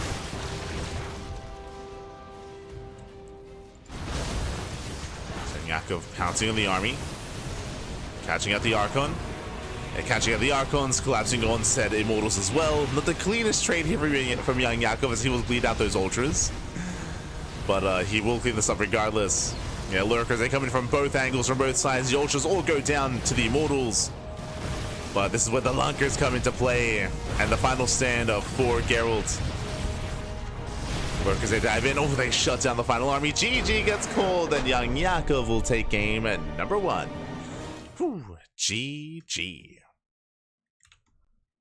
GG, well played. YoungYakov does claim the first game here. It does Take down Gerald on Blue Storm, but that was a very intense game. Remember, this all began with a Ling Flood. It all began with a Ling Flood, a failed Ling Flood, might I add. Gerald was in a much better start at the beginning of the game, and that snowballed into Gerald breaking the mineral line, breaking the expansion of YoungYakov. YoungYakov, he was stuck on 2 bases. He was down in economy, down in bases. YoungYakov, he was in a brutal position, but what happened? He got into Mass Lurker, and his win condition sniped the detection, sniped the Oracle, the Observer, time and time again. He made sure that there was 0 detection, so we saw that Gerald could not actually push into the third and could not actually push into the Lurkers despite having a larger army, despite having a better force. He could not break his opponent as he kept bleeding out those Observers to the Scourge, mainly. Scourge and a couple of mutas. And with that, YoungYakov, he bought enough time to build up, to break out, and to wreak havoc. GG well played. An impressive defense there from YoungYakov, and that leads us into game number 2, and we'll see if Gerald can bounce back and force the ace match, or if Gerald or if YoungYakov will take it from here. Let's go as we are loading into Bloody Ridge. Cycle 1 mutas have 4 range, 3. Yes, the Brutal mutas have 1 extra range compared to the SE2 mutas. Phoenixes still outrange them. The Phoenixes, they can still kite them, but as you can see, like if you are not on top of your Phoenix control, then the mutas will close that distance and punish. The Dukes can be real. Here we go. We're now getting into our next game, and spawning in the top right hand corner of Bloody Ridge, we have the red Zerg player, the red Zerg player himself, leading the series 1-0. Now rocking the SE2 red Zerg, it is YoungYakov. And spawning in the bottom left hand corner, we have the Brood Protoss player, the blue Protoss from land of Poland, representing Streamer Zone, it is Gerald. Hello. As YoungYakov is opening up with a hatch block. Now bear this in mind, this is not an all-in, there's no pool behind this. The drone is moving out and the hatch block is imminent, is upon us. There's that hatchery at the natural, and this is just designed to disrupt the build and to delay the economy of the Protoss. This is the equivalent of what we're seeing here. So while Gerald pylon blocks, YoungYakov hatch blocks. So these are, in a way, equivalent to each other. Of course, it's a bigger investment from the Zerg player, but the goal is the same. As YoungYakov, he wants to expand. Will be forced to throw down his gas, forced to throw down his spawning pool first before the hatchery. There's that pylon block. So neither player is able to expand, and this is forcing a more committed reaction here from both players as well. So faster gases, faster Lings, and faster Queen production from YoungYakov. Likewise, we have our 2-gate opener out of Gerald, forced to make early Zealots, whereas typically he would not want to.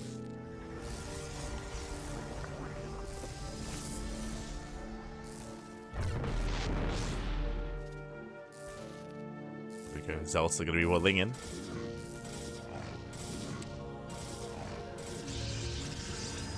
Likewise, we can still see YoungYakov. He desperately just wants to expand. Desperately wants to expand. There we go. Spawning pool is now done. Gerald, he checks for the third base, checks to make sure that there's no unnatural natural. Ooh, hatchery finishes. This is a big investment. This is a big investment here. I mean, sure, he forced out some zealots, but I feel like he could have achieved the same thing without that hatchery. Pylon finishes, Lings are amassing. Ooh, and yeah, that's going to be a kill. From here, Gerald, he also has a plethora of zealots to work with, and there we go, he's moving out. So 4 zealots are power walking across the map, and this is not going to be easy to deal with. These zealots are quite hefty. Baneliness on the way. It's not going to be ready in time. And YoungYakov, can he defend with pure Ling? He does have a queen, true. Does have a queen to work with. We have more zealots on the way. Still no expand by Gerald. Just now taking his natural. The zealots have arrived.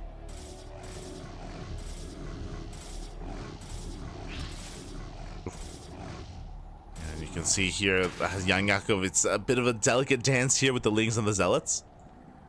But the queen will zone the zealots away. Gerald, he respects the queen. Oh, I say that. He wants a queen. He wants it. Ay, ay, ay. Shuffling back those zealots. Here we go. 2 more zealots have arrived. He's up to 4, up to 6. Up to 6 zealots again. He wants the queen. The queen getting caught off of creep. And it's going to go down. Yeah, brutal pickup here. The queen does fall. Zealots, they hold their own. Link speed kicks in. But it doesn't matter. The zealots, they will kill the expansion. YoungYakov catching reinforcements. Not bad. Does get a zealot. 1 zealot goes down. Baling nest is done, but no Balings to defend. And Gerald, he's happy to trade. He's just happy to trade here. We'll clean up every single Ling. And is that game? Like, that was, how many? I'm afraid to look. How many Lings just died? As we're still not done. 24 Zerglings, and he's gonna get the base as well. Oh my god, brutal losses here for YoungYakov. As 1 more swipe. There we go. Does go down. Broodlings, they come in for the surround. And they'll also finally cleaned up. That was 27 Zerglings, 2 hatcheries, and a queen. Ay, ay, ay. Back at home, Gerald, he's chilling. He is on cloud 9 right now. He is breezing through this. He's on 2 base saturation, fully saturated with natural. Gateway explosion, Forge on the way. Dragoon is out. Lings, they could threaten to dive into the bases here, but nah, the Zealots, they hold their own. Hey, Zealots, they can pull this off, and YoungYakov is all in. At this point, he's completely all in. He's going for the Bane Bust. 10 Banelings on the way. I say 10, 12. Jesus. 12 Banelings morphing in. Unfortunately, there's nothing to flood in after the Bane Bust, so we have to wait for reinforcements. More Lings are on the way. Gerald's claiming a 3rd. This is greedy here from Gerald. It is quite greedy. The rest of the gateways are finishing. This is hitting a little bit too late, unfortunately. If this hit before these gateways are operational, then I can see this working. But now there's production in the main. Now there's also production in the main base. It isn't just here at the natural. YoungYakov double expanding. Dust around one of the zealots. Dragoons are on the way. Do we pull the trigger? YoungYakov, he does not check for the 3rd. Oh. Doesn't check for the expansion. Shield batteries are being thrown down. And YoungYakov, he's waiting for more Lings. Morphing in more Banelings. He does see the Dragoons now. I think it takes like 11 Banelings to kill a Stalker. Something crazy like that. Dragoons, we'll see how tanky they are. When the Banelings crash in, is there a world where the gateways die before the Dragoon?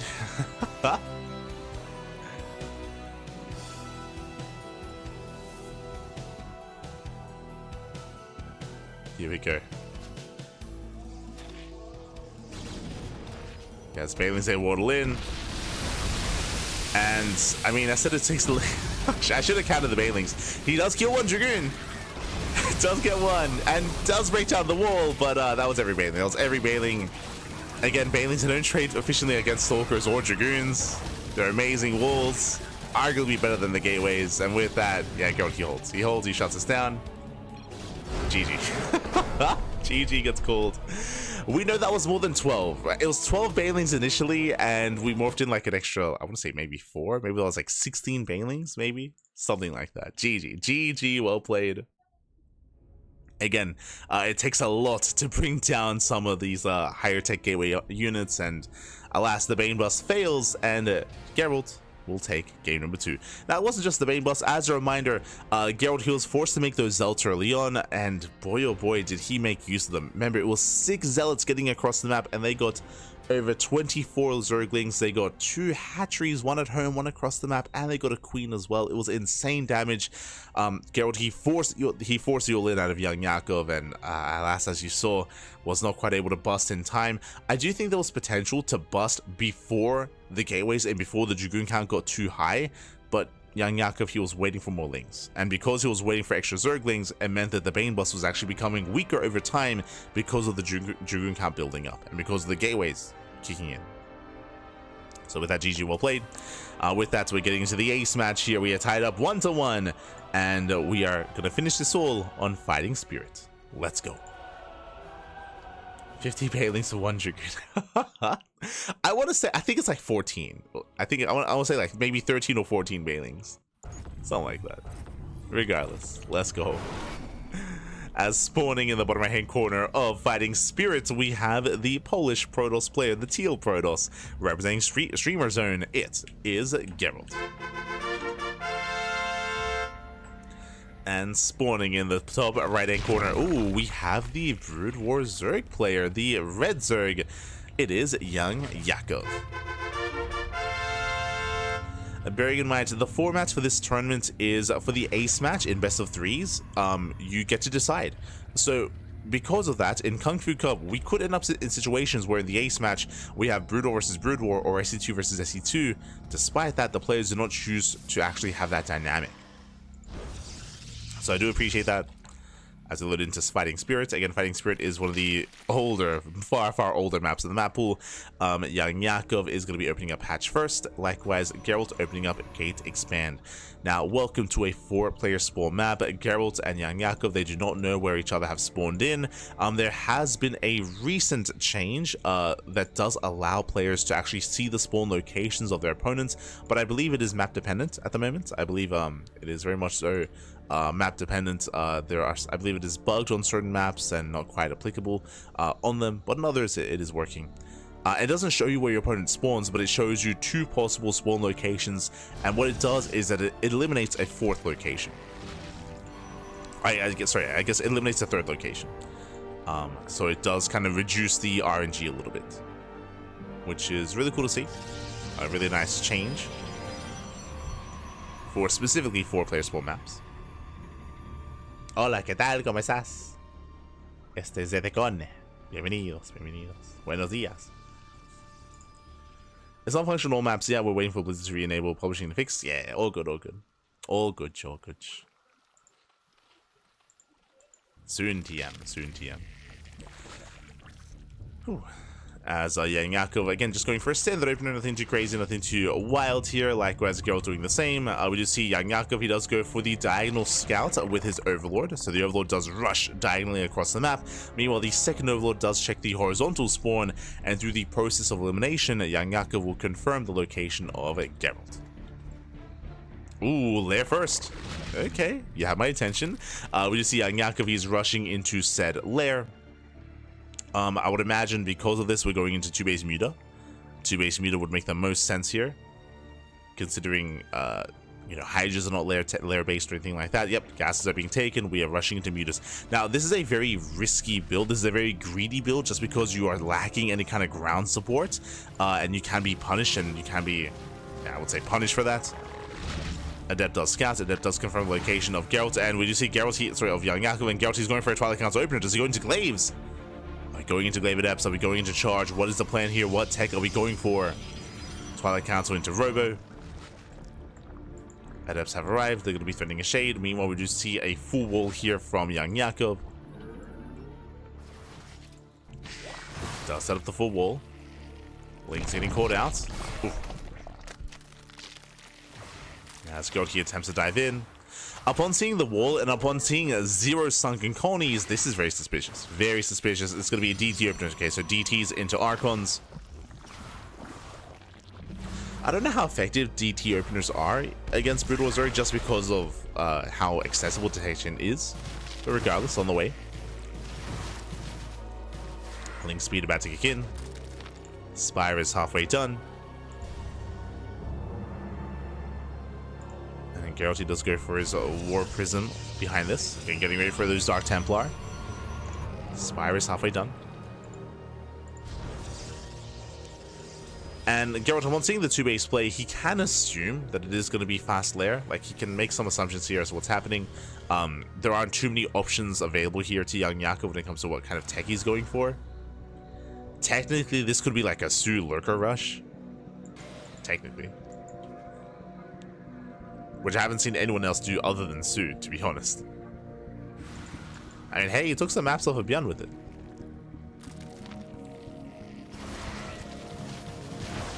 As Geralt does move out. Picking up some Lings.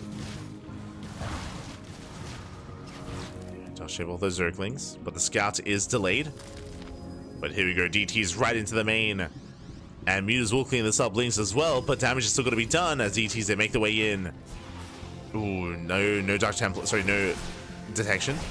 No Overlord in position. No Overlord in the main. Yeah, Overlord a little bit too far away. Now getting within range. DTs, they can try to avoid this. They're going to be cleaned up. 7 drone kills so far. 7 workers. We have a Stargate as a response.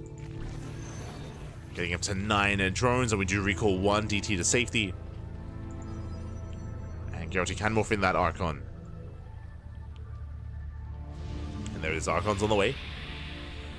Double Stargate. But the Archon should be enough of a deterrent.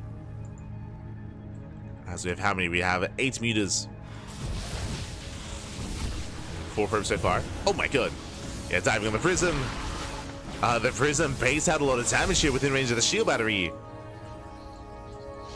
And that was 1 muta going down so far. Mutas ahead into the main. Getting another 8 probes.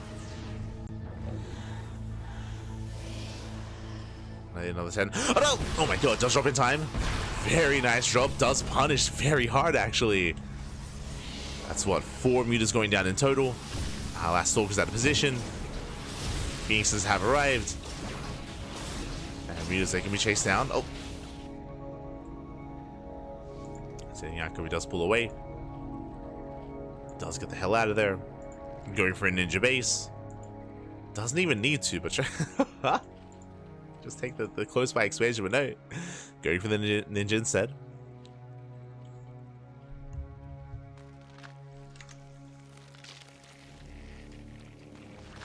It works on Vermeer for sure, and I think Retro. Oh. Okay. I don't think I've casted on Retro. Is that a new one? I've casted on R points. Not quite Retro.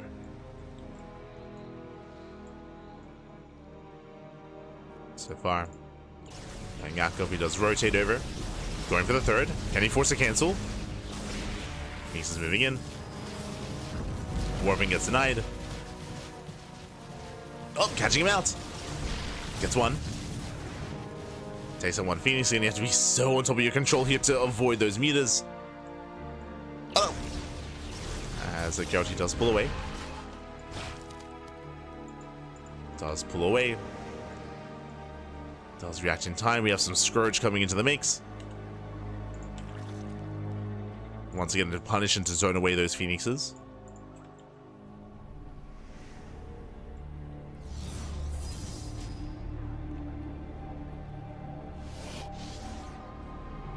Older map came out a while ago. It's fallen out of favor for newer maps, and right now there's something on the map that just crashes us whenever we. Oh, okay, fair enough. Fair enough.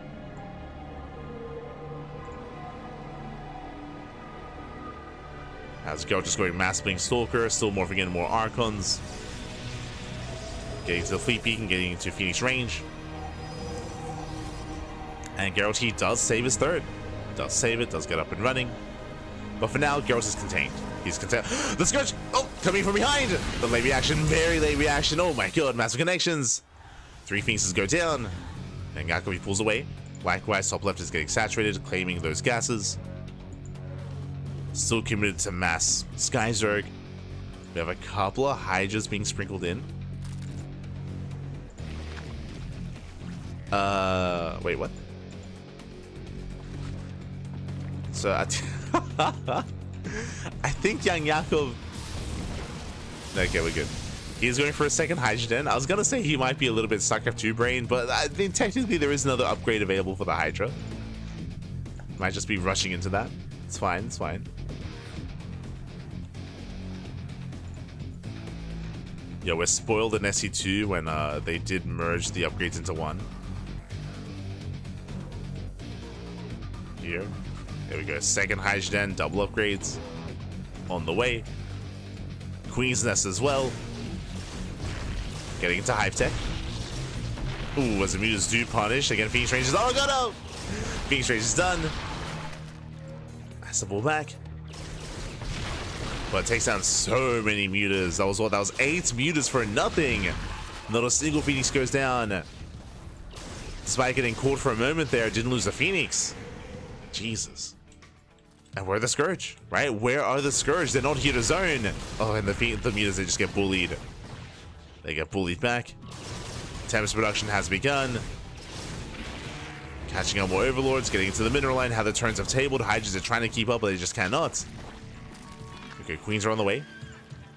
They can help ensnare to lock down those Phoenixes.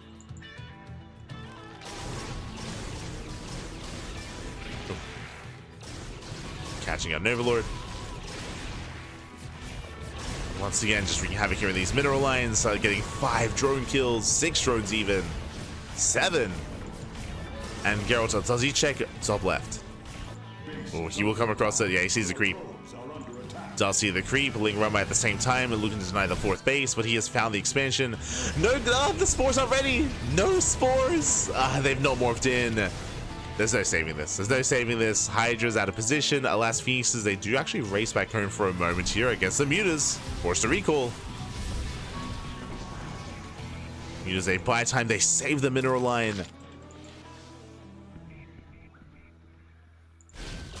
As Mutas did force that recall. Do have YoungYakov still setting up back at home. Oh. Getting caught for a moment. Queens, they have that ensnare.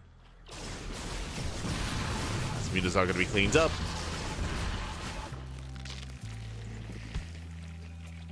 Lunker's morphing in.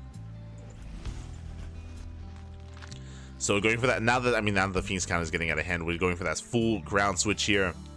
Going Hydra Lurker, not Viper, Hydra Lurker Queen. Let's go.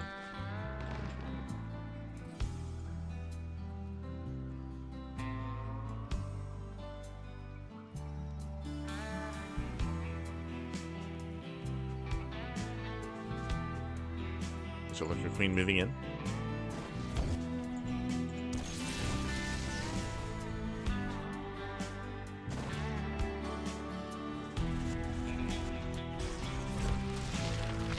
Move in.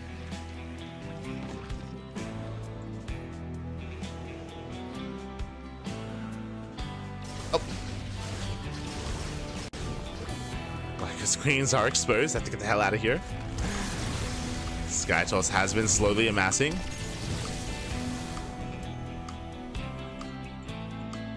Okay, into a handful, or just the one Tempest, into the mothership. Warp Prism into the main. Likewise, Zealot on my left hand side. 25 drones going to be going down. YoungYakov just getting pulled apart. Again, these bases are just so spread out. And YoungYakov is punished. By the time the Lings get here, the base is going to go down. Yeah, Lings, they give up on it. They give up on the idea. The base does fall. Likewise, top right also going down as well. Getting 33 drones. Ay. And it wasn't the main fight that did it. It was the Zealots. The charge, they just completely pulled YoungYakov apart. The prison found an opening. The Zealots are still not done. No shot. They're still not done. 37, 39, 40 drone kills. Oh god. Just like how in StarCraft 2, you have to rely on site defense for the Zealot run-bys. You have to rely on spine coolers, not to defend, but to buy time for your army to respond. Similarly, now we have colonies on the way, but the damage has been done. At this point, it's too late. 42 drone kills.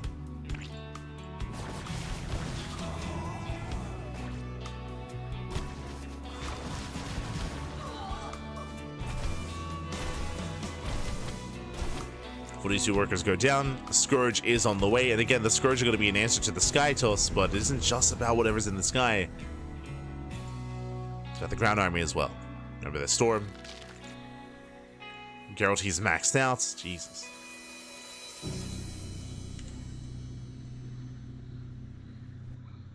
He's ready for that Zealot run by. Oh.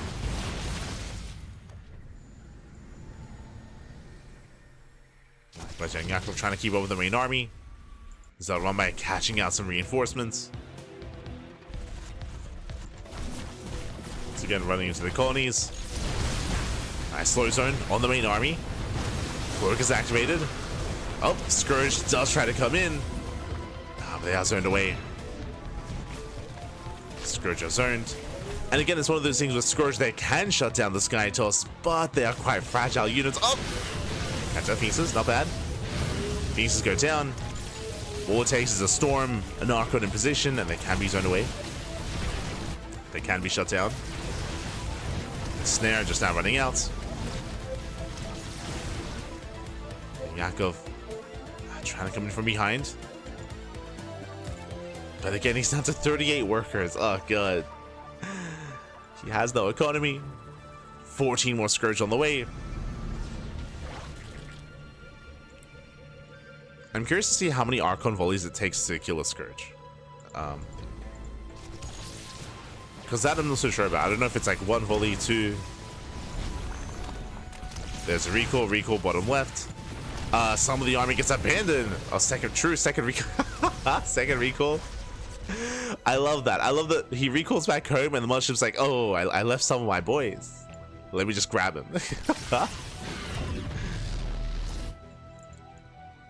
So it does catch the stragglers with the second recall. Not something you often see.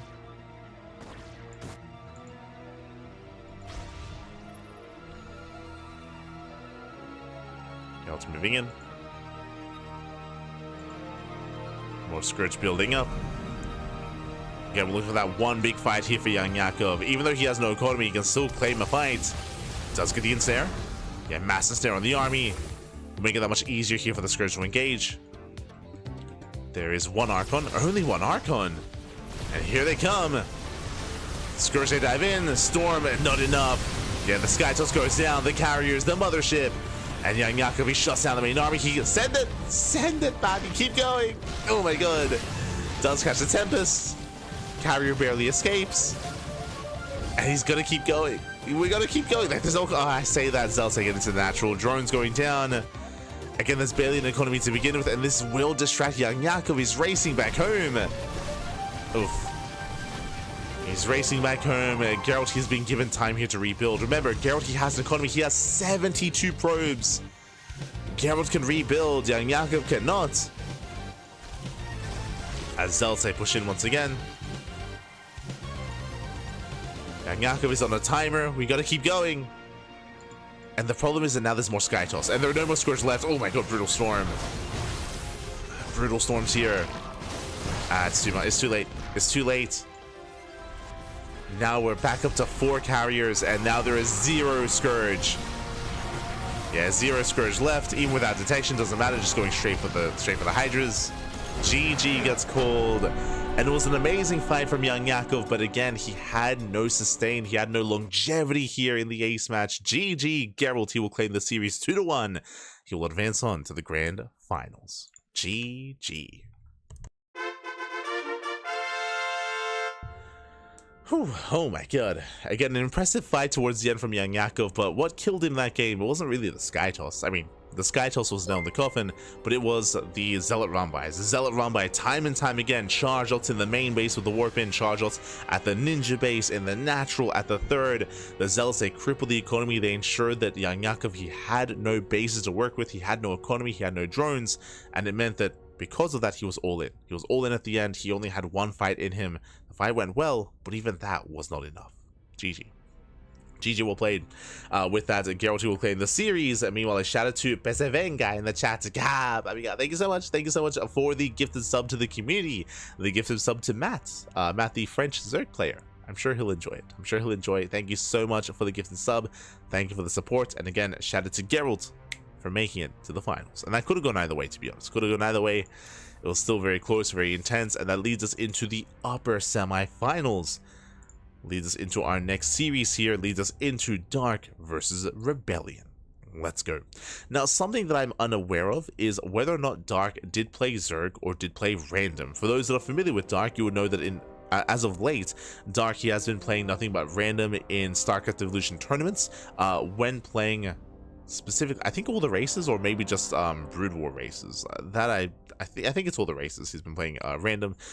So we'll see if he does indulge in random here against Rebellion, or if he plays his main race.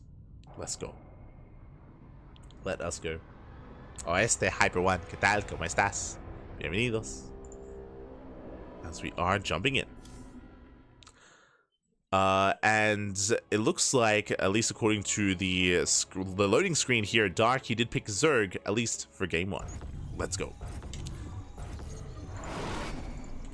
Did pick Zerg, and spawning in the bottom right hand corner of Abyssal Reef, we have the Brood War Zerg player, the South Korean Zerg. It is Dark. And spawning in the top left hand corner, we have as opponent, we have the Red Protoss flavor. The Red Protoss representing among S2 people, it is Rebellion.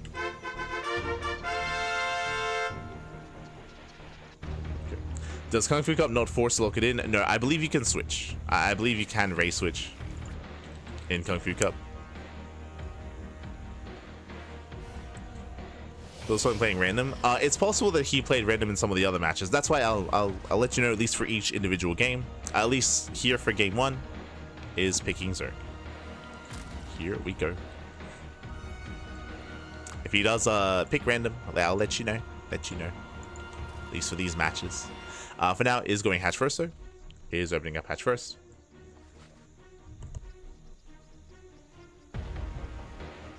KFC is the Wild West. Mr. Reef, Lost Temple, race switching. Fighting Spirit, baby. Fighting Spirit. Paradox. I think we've spoken about this, Hyper One. We've spoken about your map pool, and hopefully you've gained inspiration from KungFu Cup, and we'll also add Lost Temple to your map pool. You know, hopefully. Let's go.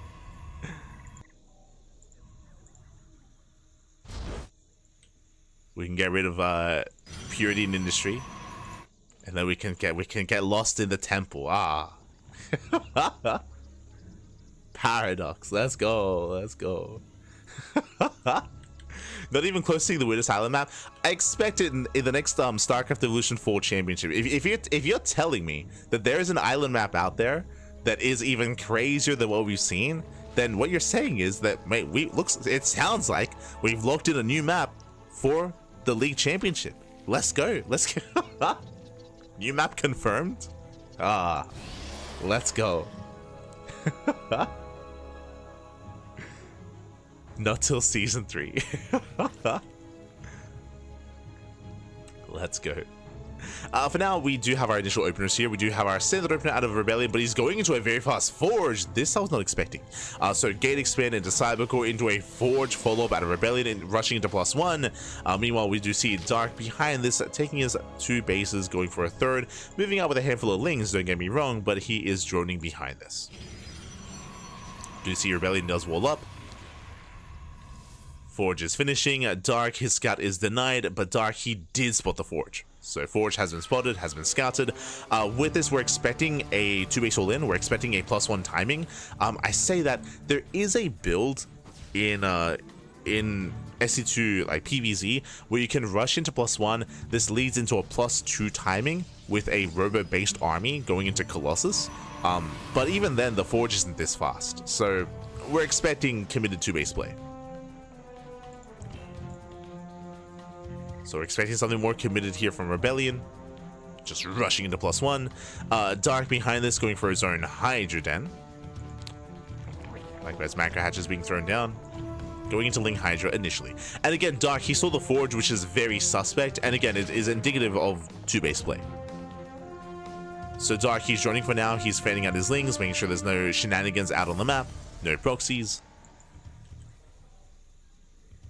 Droning while he can before embracing those Hydras. Let's go.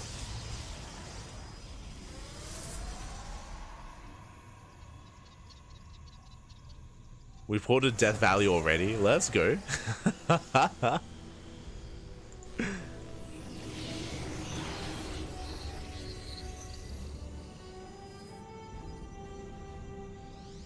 We'll get there.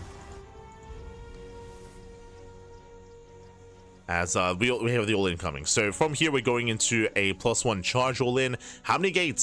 6 gates so far. We'll see if we can go up to 8 gateways. I believe a 2-base economy can sustain 8 gateway production, if I'm not mistaken. But for now, it's going to be 6 regardless. It is an all-in. We have a couple of sentries for some force fields. We have the Robo on the way for the War Prism, and we will soon push across the map. And yep, there it is. 7th gateway gets thrown down. Let us go. So we have currently a 7-gate setup. Prism moves out. And here comes Rebellion. Now remember, Dark, he did see this ahead of time. He actually just rescattered. He saw... Oh, that's that shark. He saw all the gateways. Behind this, I'm loving the Sim City here. He walls up with the macro hatch, walls up with the hydrogen as well. He's ready. He read this so well. Like, he has a wall at the natural and a wall here at the third. I mean, seeing the fast forge, did read the charge all in, and there's only one opening. There's literally only one opening here. We can see Darky's getting ready for the prism into the main. Zelta moving in. Oh, no colonies yet. Uh-oh. Yes, that event's already. Dark, a bit out of position. Rotates over. Does rotate. Massive warp in coming in. Despite the SimCity, can Dark hold on? Yeah, Zelta file on through. They break through the wall. Colonies are not yet ready. Hydras are going down, and Rebellion, he's going for the kill. And again, we had more Hydras here in the main. So Dark, he wasn't all in position. Yo, can we go for the force field? There we go. We lock down the army. Force field on the ramp, and Dark, despite the SimCity, despite the setup, he's being overrun. He's being overrun. Zelta file on in into the middle line. 10 more drone kills. Sunken colonies are still not. One of them is done. And Rebellion, has he done it? 9 hold position micro here at the wall, at the ramp. Does hold position. Hydras are still building up. Another warping is coming in. Yeah, the prism does survive. No denial. And these are just so many kills already. Another force field locks down the army. And the Hydra's no escape. There's no escaping this. Rebellion, let's go. He goes in. Takes out all the Hydras. There's 3 Hydras left. 2-1. GG gets called. And Rebellion, he will take game number 1. All-inning the hell out of Dark. GG. GG. I was praising Dark SimCity, and I still want to praise it. It was very nice SimCity there from Dark, walling up and walling off. But as we saw, it was not a full wall. I assumed it was. There were actually 2 gaps between the hatcheries and the hydrogen. But more importantly, the sunken colonies were late. They were late. On top of that, we saw that Dark, he was in position, ready for a warp prism into the main, when really the push was a frontal assault towards the third base instead. So Dark didn't have everything in position to defend. And again, the colonies never really came into play when it came to the all-in. Just race on past. GG. GG, well played. Rebellion popping off with the all-in. And we'll see if Dark can recover coming into game number 2. Let's go. Let us go. As we are getting into game 2. And again, Dark, I would say he's favored to take this, but Rebellion popping off. And once again, we have another PVZ. Once again, Dark, he's picking Zerg. Let's go. Is picking Zerg, and spawning in the bottom right hand corner, we have the StarCraft 2 Zerg player. We have the StarCraft 2 Zerg, the red Zerg player himself from South Korea. It is Dark. And spawning in the top left hand corner, sorry, top right hand corner, we have the blue Protoss player, the brutal Protoss, representing among SC2 people. It is Rebellion. Dark, he's up against the wall, but we have seen him time and time again all in whenever he plays SC2 Zerg, so we're expecting that out of him. Rebellion does go for the scout early on, checking the southern base. He does go for the vertical scout initially, and he will find Dark almost immediately. Cool. So very fortunate here for Rebellion. Dark is going hatch first, and Rebellion will confirm. Does confirm the hatch timing. Does move in.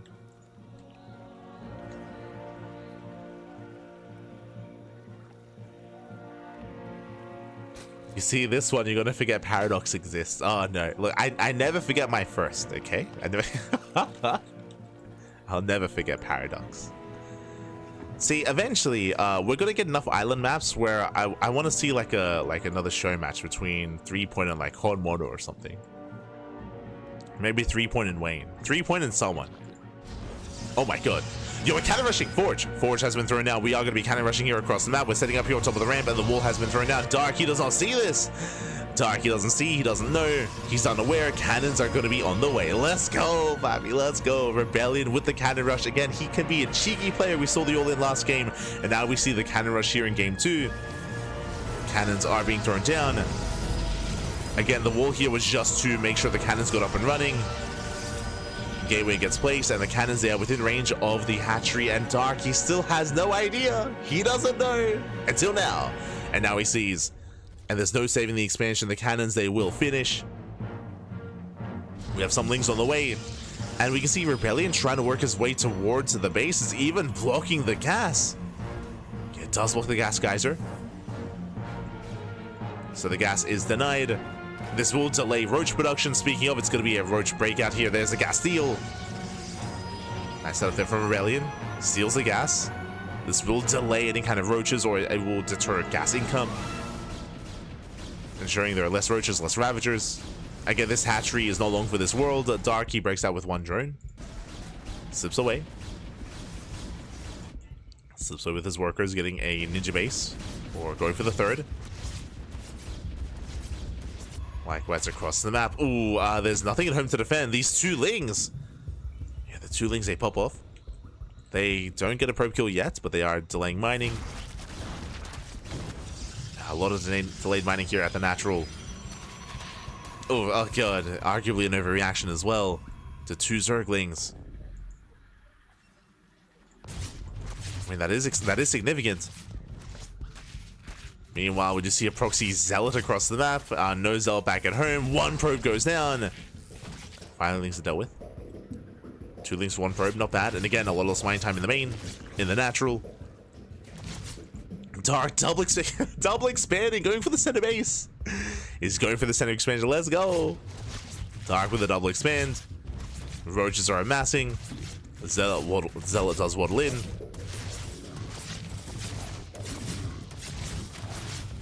But Dark, he will hold. Or he will bleed out one drone. Ooh, almost two. One drone goes down. Ravagers, they do make it out.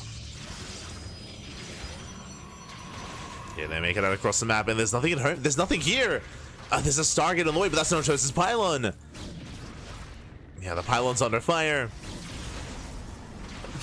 Yeah, the cannon is gonna fall. Takes down the cannon, and takes down the backup cannon as well. And if this pylon goes down, that's game. Like, there's just nothing. Oh my god. Yeah, there's nothing here. The scout has begun. He wants that scout bonus. Cap. Oh no. And again, the boys are being pulled. So many probes going down. Again, he's just buying time for the scout. Scout is almost complete. You know what? Back at home. Dark breaking out of the main. He's looking to break out, saturating those ninja bases. Scout will arrive, thankfully. Will hold. But that was still 7 probe kills. And Dark's not done. He denies mining. Denies mining at the natural. Gets another probe. The scouts, they tickle, Pappy. They tickle. Oh my god. And GG gets called as well. As Darky breaks out of the main, he snowballs out of control, and Darky ties up the series 1-1. GG. Ooh, GG, well played. After a successful cannon rush, but unfortunately nothing at home to defend. Delayed Stargates, no gateway back at home either. It was bold for the gateway to be thrown down across the map instead, and it meant that there was just nothing at home to defend. Dark did punish, and with that, Dark ties up the series. We are going to game 3. We're going to the ace match. Let's go. So Rebellion, he had initially a 2-base all-in in game 1. We had the cannon rush in game 2. Game 3. Proxy? What do you have for us? What do you have for us, Rebellion? What are we going for? As once again, we continue with our ZVP and spawning in the top side of Sylphid, we have the Brood War Zerg player. Okay, picking Brood War Zerg. Let's go. Tying up the series, forcing the ace match, it is Dark. And spawning in the bottom left-hand corner, we have the South Korean Protoss player, the SC2 Protoss, representing among SC2 people, it is Rebellion.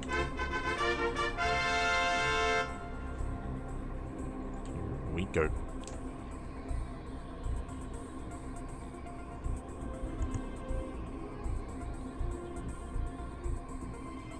As Rebellion, he does move out with his scouts. Again, welcome one all to Sylphid. Sylphid is a 3-player spawn map, and Rebellion, he does poke his head in. He will confirm that Dark is not bottom right, and that Dark is top side. is at the top. A likewise Rebellion going for a gas back at home. This time, no cannon rush. Not in game 3.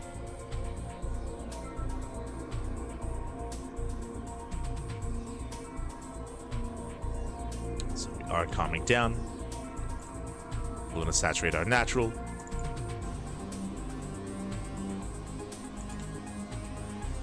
Dark back at home going hatch before pool. Very greedy build here by Dark, but he should get away with it. Should be fine. As the probe does confirm. And again, my eyes are mainly going to be on Rebellion here when it comes to what kind of aggression he goes for. Again, he's very mid-game oriented. Doesn't have to go for initially a rush or anything like that, but 2-base play is what we expect out of Rebellion. Is expected. Dark now going for his spawning pool. Delayed gases out of Dark.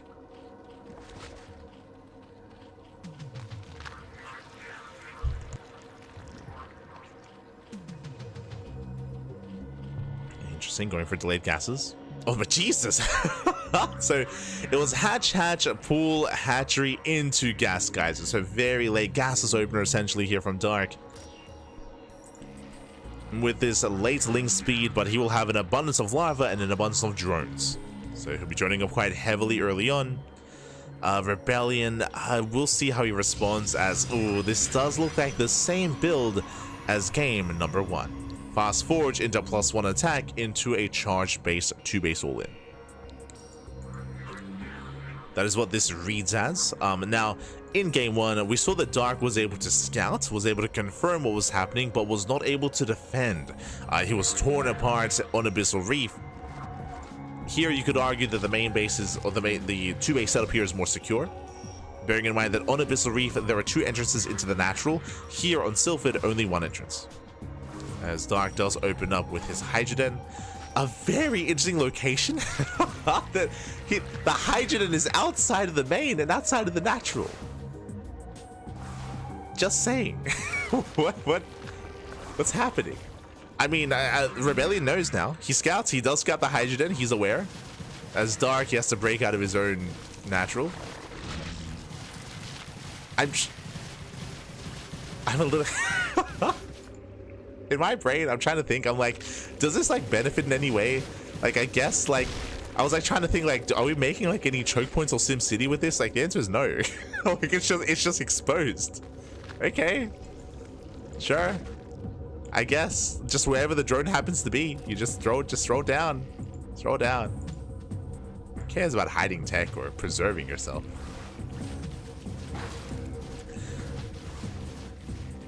Saving and making building, kind of like as in yes, as in I believe it was just made there because of the drone and because Dark didn't want to delay and he was like gonna throw down a building anyway, so it's like may as well. Like it was like a haphazard thing, and we just deal with it. But yes, in the sense of like, hey, this drone is gonna die anyway, so may as well save it. May as well make a building that I'm gonna commit to anyway. So yes, very flexible here by Dark. But it's just something that I've never seen before, as in like just because there are cheaper buildings to make when you're saving a worker, usually you'd morph in like a colony, because a colony is cheaper, so it's cheaper to cancel. I don't think I've ever seen a situation where you save the unit by just building a build anyway, like this, right? But yeah, sure, let's go. Let's go. I mean, it makes sense, obviously. It makes sense. And hopefully it's not punished as we're going for the charge all-in. Once again, 2-base all-in, as we mentioned. This should be 7 gates. Right now we have 4. You have 3 more on the way, so it's going to be a 7-gate all-in out of Rebellion. Now, what I'm concerned by now, suddenly, is that with this all-in, even if he can't break into the natural, he can kill the Hydroden. Ooh, but he's splitting. Unlike in game 1, he's splitting off his army, so he has Zealots on one end, he has Zealots in the main. The Hydrogen position, will zone away. Okay, Rebellion zone back. Like, he could, as I was gonna say, he could force field the entrance here and try to wall off and block off those Hydras. But this time we have a wall of sunken colonies on the way. Dark, he has created a wall here. Let's go. Making use of the Hydra. Unironically, yep, does make use of it. This does make it more difficult for the Zells to engage. Oh, meanwhile, almost gets us around. Rebellion does rotate. Hydras, likewise, not quite getting called out. We have some okay force fields with the Hydras. They slip away. Yeah, and this time, Dark, he has a massive amount of Hydras. This time, he can hold his own. Dark, this time, he was able to cut workers earlier. Committed to mass Hydra. And Rebellion is being shut down completely. Fool me once. Shame on you. Fool me once. Fool me twice. I will make a Hydrogen out on the map and make a wall. It's crazy. It's crazy. Never fool him again. As Darky's fine. He's probably fine. He's chasing this down. Rebellion, he has no longevity here. He has no gases. He has no bases. He's trying to transition into Archon, into Storm. Into that Templar Archives, but Rebellion, that's a ways away. And Dark, he can chase us all the way back home. He can try to lay siege upon the natural as well. Dark pulling back, consulting his army. We have +1 range on the way. Archon's going to be morphing in. Dark respecting Rebellion's position. He pulls away and he drones. I mean, true. Like, he doesn't need to push in. Remember, this is a failed all-in. There's nothing pressuring Dark to go all the way across the map. He can just calm down, drone. He's throwing down more static defense, more sunken colonies, more sunken colonies, I should say. Hydras are ready in the main. Lair is in production. Dark, he's ready to receive. And Rebellion, he's getting ready for the second wave. Oh, no, never mind. Is expanding. So now he takes the third base. The Overlord is in position to scout. Dark has an Overlord in both third base locations. He does confirm the hatchery. Sorry, the Nexus even. And this lets Dark know that he's safe. Now Dark knows, oh, okay, you're investing further into this game. So I'm free to drone, I'm free to tech. And Dark can punish this third base as it gets saturated. So Dark, he's in the commanding position. Rebellion moving out, but again, he's going to be pushing into 3 sunken colonies. We have more behind this as well, even more being thrown down. Dark taking this very seriously.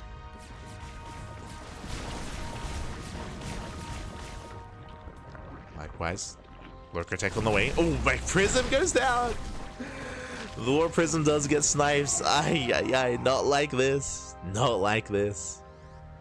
And with that, Dark, he's secure. You can see him moving everything else.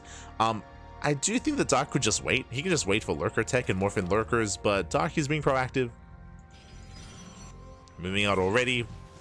Wedging himself in between the third and the natural, catching transferring workers. And his 3 probes go down. 4 even. 4 workers do full. Rebellion does not have Storm, not yet. And Rebellion, he just kind of pushed down this ramp. Not into this kind of army. As Darky stutter steps in. Just a mass wave of Hydra. He even needs the Lunkers, Fappy. Not Dark. Not anymore.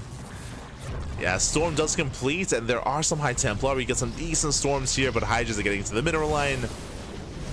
Rebellion being turned away. And that's going to be 29-33 probe. Oh god, this is just brutal. 33 workers go down.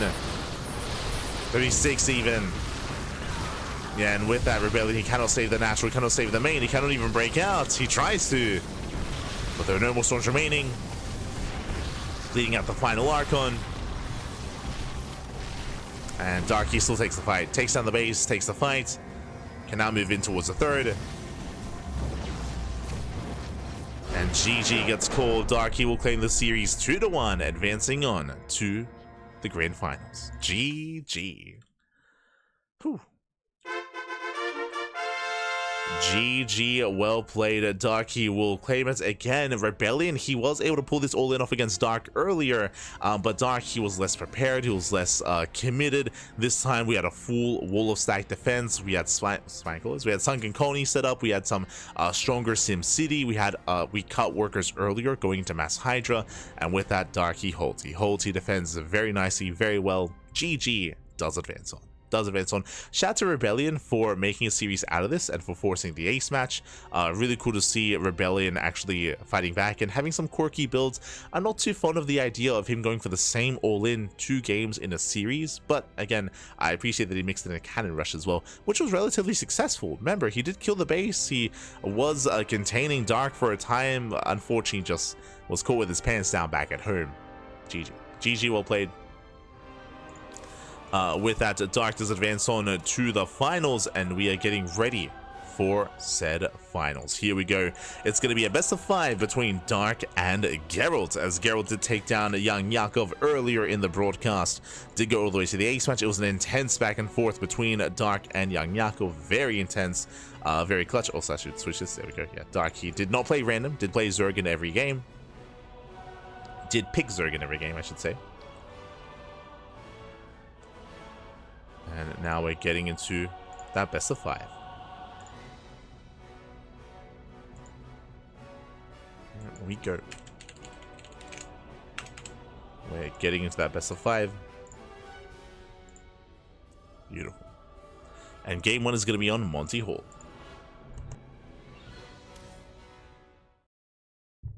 Dark is a pro gamer. Dark, he's a pappy. He's a pappy. Again, we're covering Dark while we can. For those that are unaware, Dark, he did already announce that his final tournament is going to be this week. He's going to try and play in KSL, and he is still, I think, in the Pigsty Festival. Actually, haven't checked in on the update or the results on that. Hold on. Pigsty Festival. As we're getting into the grand finals, getting into game number 1, and spawning in the bottom right-hand corner of Monty Hall, we have our Polish Protoss player, the Blue Protoss, representing Streamer Zone. It is Gerald. Oh, proxying across the map.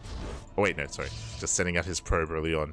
And spawning in the top left-hand corner, we have his opponent. We have the Brood War Zerg player. Did pick Zerg. We have the Brood War Zerg. It is Dark.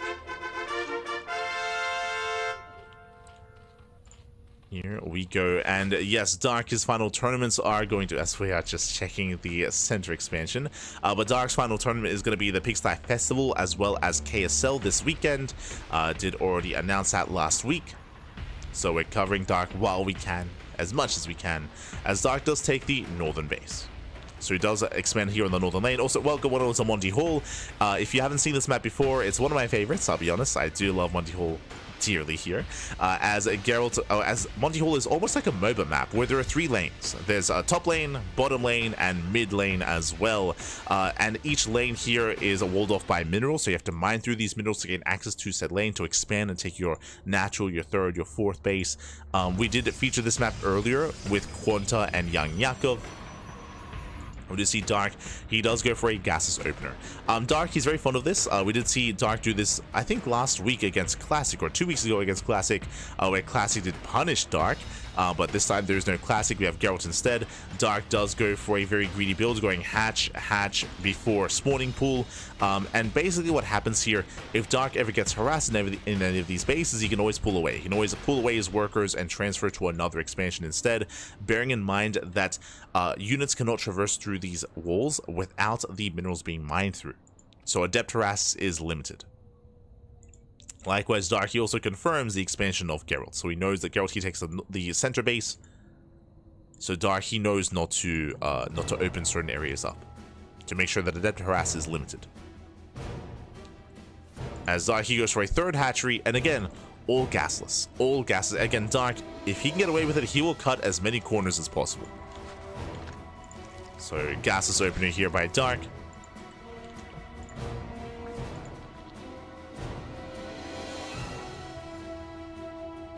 Does go gasless. Likewise, droning, saturating, just making nothing but drones. That's all he can make. Just pure, Jesus, just pure drones here out of Dark. You can see Dark, he does open up the northern attack path, the northern base, the top lane, if you will. Does completely open up top lane, but the center and bottom lane are closed off, in a sense. They're closed off to units. Meanwhile, Twilight Council opener out of Geralt. Does go Twilight Council from here. We can go into Glaive Ebb, so we can go into a DT base opener. Rover, I'm feeling Dark Templar again, but we'll keep an eye on Geralt. He's already shown this off once before against YoungYakov. That was over on Fighting Spirit, if you recall.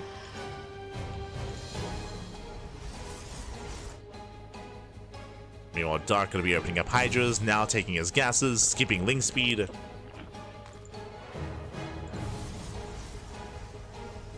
Meanwhile, we're just waiting for our tech. Twilight Council is complete. Staying in gas. Yep, and there it is, Dark Shrine. So it is going to be a DT opener into Archon drop from the side of Geralt. Now, this is a really nice way to open up on this map, just because if we open up with the Adept Harass, as I mentioned, Adepts are quite limited in what they can accomplish here, but with a Warp Prism, with Archons, you can pick up, you can drop, and you can rotate between these lanes and between these bases. Now, as the game is progressing, now we can see Dark opening up. Now he's opening up these attack paths, which is going to be crucial when it comes to defending against these Archons. Overlord comes in, the Overlord does scout the Dark Shrine, but we actually, ¿por qué no los dos? We're going for both here. We have the Dark Shrine and we have Charge on the way. Is this a fake out? I think it, like, we're only on, oh, never mind. No, it's very real. I was like, is this just to make it look like we're researching something to fake out Dark? No, it's 2 gateways at the natural, and we have a massive gateway explosion. We have 6 gates in the main. It's going to be a 2 base, 8 gate all in. So 2 base, 8 gate charge all in with Dark Templar and Archon support. It's all or nothing for Gerald. It is going to be all or nothing. Hydras are amassing here for Dark. Getting into +1 range, getting into Hydra speed. Of course, does open up all of his bases, so now we can rotate between them. Here we go. And remember, we do kick things off with the DT Harass, with the Dark Templar. So Dark Templar, they warp in. Dark, he does spot this, he does react. Hydras are racing on over. He's going for the expansion, and can he get it? Oh, cannot. He cannot hear the Hydras, they do keep up. They will zone away. They get a couple hits in on the Prism. Likewise, you can see the Prism rotate from bot lane to mid. Warping in more DTs. The Prism is going to get caught though. It's spotted. Warping in extra Dark Templar is a big sign of things to come. Dark checking his vision. He did see the gateway explosion. But Gerald's expanding. Gerald, he's taking another base. Despite going up to 8 gateways, he's not using them. Okay, now he is. Now he is. But he's expanding. This tells us that he does plan on maybe having a longer game here, but again, he invested so heavily into all these gateways that he delays his forge, delays his upgrades, delays third base is late. Third base is late as well. Like, everything is delayed in favor of this. Like, we gotta commit. But again, the longer this goes on, the better it is for Dark. Dark massing in more Hydras. He has a proper wall set up as well. We've seen him wall off against Rebellion. That's a lot of Hydras.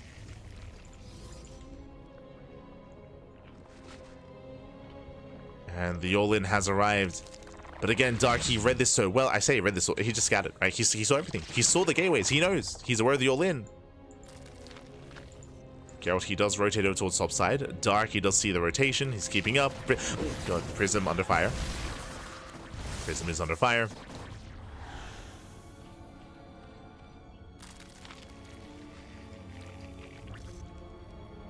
Dark, he will not just hold. From here, do we drone? Do we tech up into lair? Remember, there's no lair. There's no lair behind this, so no lurker tech, no nothing. Dark, he may just turn this defense into an offense. And he sees. He just scattered. He saw the base. He's going for it. He's going for the expansion. Dark, he leaves nothing. He sends everything. This is so risky. Do we go for the base trade? The base trade would be ideal here. Gerald moving in. He does not see the rotation, does not see the army. He does poke in, but there are some reinforcements, and that is enough to deter. Gerald, he doesn't know how much is behind this. And here comes Dark with a massive counterattack. There's the recall. Does recall back home. And that is going to be enough. At the same time, Dark pushing right down mid instead. And the army, I mean, Gerald, he's being pulled apart. Gerald, he defends the southern base. Dark, he rocks up. No shield battery. No shield battery. No defensive position whatsoever. Cybercore. Twilight Council goes down. Ooh, no detection. Defensive DTs. That will defend. Does hold. There's nothing here. But Dark, he's racing back home. DTs are enough of a deterrent. Dark, this base is vulnerable. Does Kai well, though. Oh, and yeah, now he realized that he can defend with this. And this is giving time for Gerald to build up that center base. As now there is detection.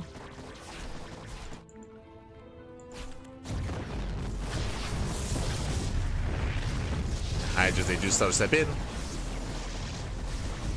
They start to step forward. Colossus has arrived. And that's going to be 20 workers going down. Yeah, and with that Dark, he should just snowball out of control here. Should just snowball, pushing into both bases, pushing into both lanes. And Gerald, he gets punished for the failed all-in. Does get punished. Dark breaking out. Takes down the Robo, takes down the expansions, and Gerald, he has nothing left here. Sure, he has a couple of Colossus, but again, he just has no economy. And he cannot sustain. Is this a live game? It should be in the title of the stream. Replay cast. Should be in the title. It is replays. Dark pulls away, takes on both bases, the natural and the third. Takes down both expansions. And Gerald's all in. Gerald, at this point, he is completely all in. He's all in, papi, all in. And let's see what Gerald can accomplish. Meanwhile, Spire is done, and here comes the answer to the Colossus. What's the answer? Not Hydras, not Lurkers, it is Scourge. We've seen this quite often here, a Hydra Scourge as a composition against Colossus-based play, which is also why I'm a little bit surprised to see Colossus, to be honest. We didn't see them against YoungYakov. We're seeing them here. They're a nice band-aid solution, but not the ideal solution here. As Scourge, they're going to be coming in from behind. They collapse on the army. And there's no answer. It takes out all three Colossus. The Colossus, they do nothing against the Scourge. And Dark, he snowballs out of control. And again, Gerald, there's no economy. There's no economy behind this. There's no sustain, no nothing.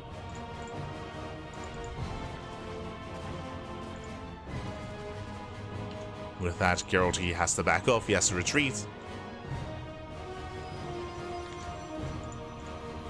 And again, we're lacking shield batteries. There are a couple of force fields, a couple of sentries available. They can hold the line for a time. Can hold the Jesus. And imagine some storms. Unfortunately, right, like we did go Colossus, but storms would be beautiful here. Colossus, they kite back. And Hydras, they bust in. They break on through. The swarm has arrived. Let's go.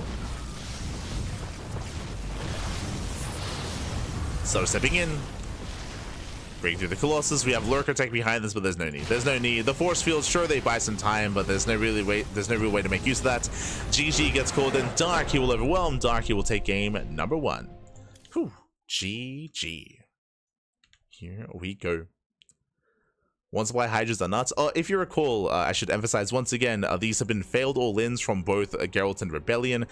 So, I mean, again, both times we saw Dark scout, both times we saw Dark react very well to it, and both times, regardless of whether he was making Hydras or even like Roach-based play as a StarCraft 2 Zerg player, Dark should have had enough to hold, to defend, to snowball out of control. GG. GG, well played. I mean, again, that's the difficult thing about going for an all-in like that. We saw Gerald recognize that the all-in was going to fail. He tried to transition out of it, but there's a reason why we call it all-ins, is because you do invest so heavily into your army, less so into economy, into your tech, into upgrades. Everything else falls by the wayside, and that's why things can look so overwhelming there. We saw that from the side of Rebellion and from Geralt as well. Trying to transition out of these all-ins is difficult, to say the least. Quite difficult. GG. GG, well played. With that, we're now getting into game number 2. Going to be loading into Abyssal Reef. Oh, okay. And for the first time, Dark, he does not pick Zerg. He lands on Zerg. But game 2 was random. For those that are curious, here in game 2, this is random. And here we go, spawning in the top left-hand corner. We have the Polish Protoss player. We have the Brood War Protoss. Representing Streamer Zone, it is Gerald. And spawning in the bottom right hand corner, we have its opponent. We have the random player, but he does land on his main race. Ah, Smirch. The SC2 Zerg, it is Gerald. It is Dark, leading the series 1-0. Let's go. Let us go. So here, coming into game 2 with SE2, Dark, he did pick random. Bearing in mind, this means that Gerald, yep, that's why he's setting up on the high ground. Unfortunately, Gerald, he doesn't really know what he's up against, so he has to probe scout to figure out if he's up against Terran, Zerg, or Protoss. So first things first, Gerald has to recognize what he's up against before he can really commit to his setup and commit to his build as hard. So you have the low ground, sorry, the high ground setup. That means that the low ground is going to be that much more exposed, that much more vulnerable. Probe is moving in.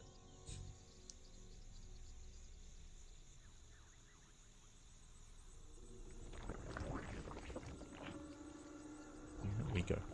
Sí, tantos. Ah, tantos. Mucho.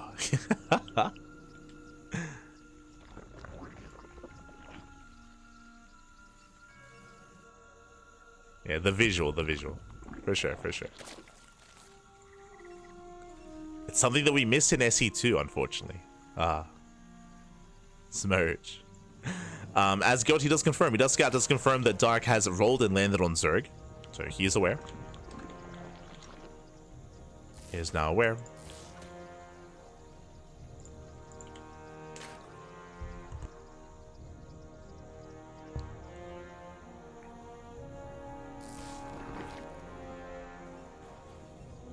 Likewise, behind this, going for his own 2-gate opener.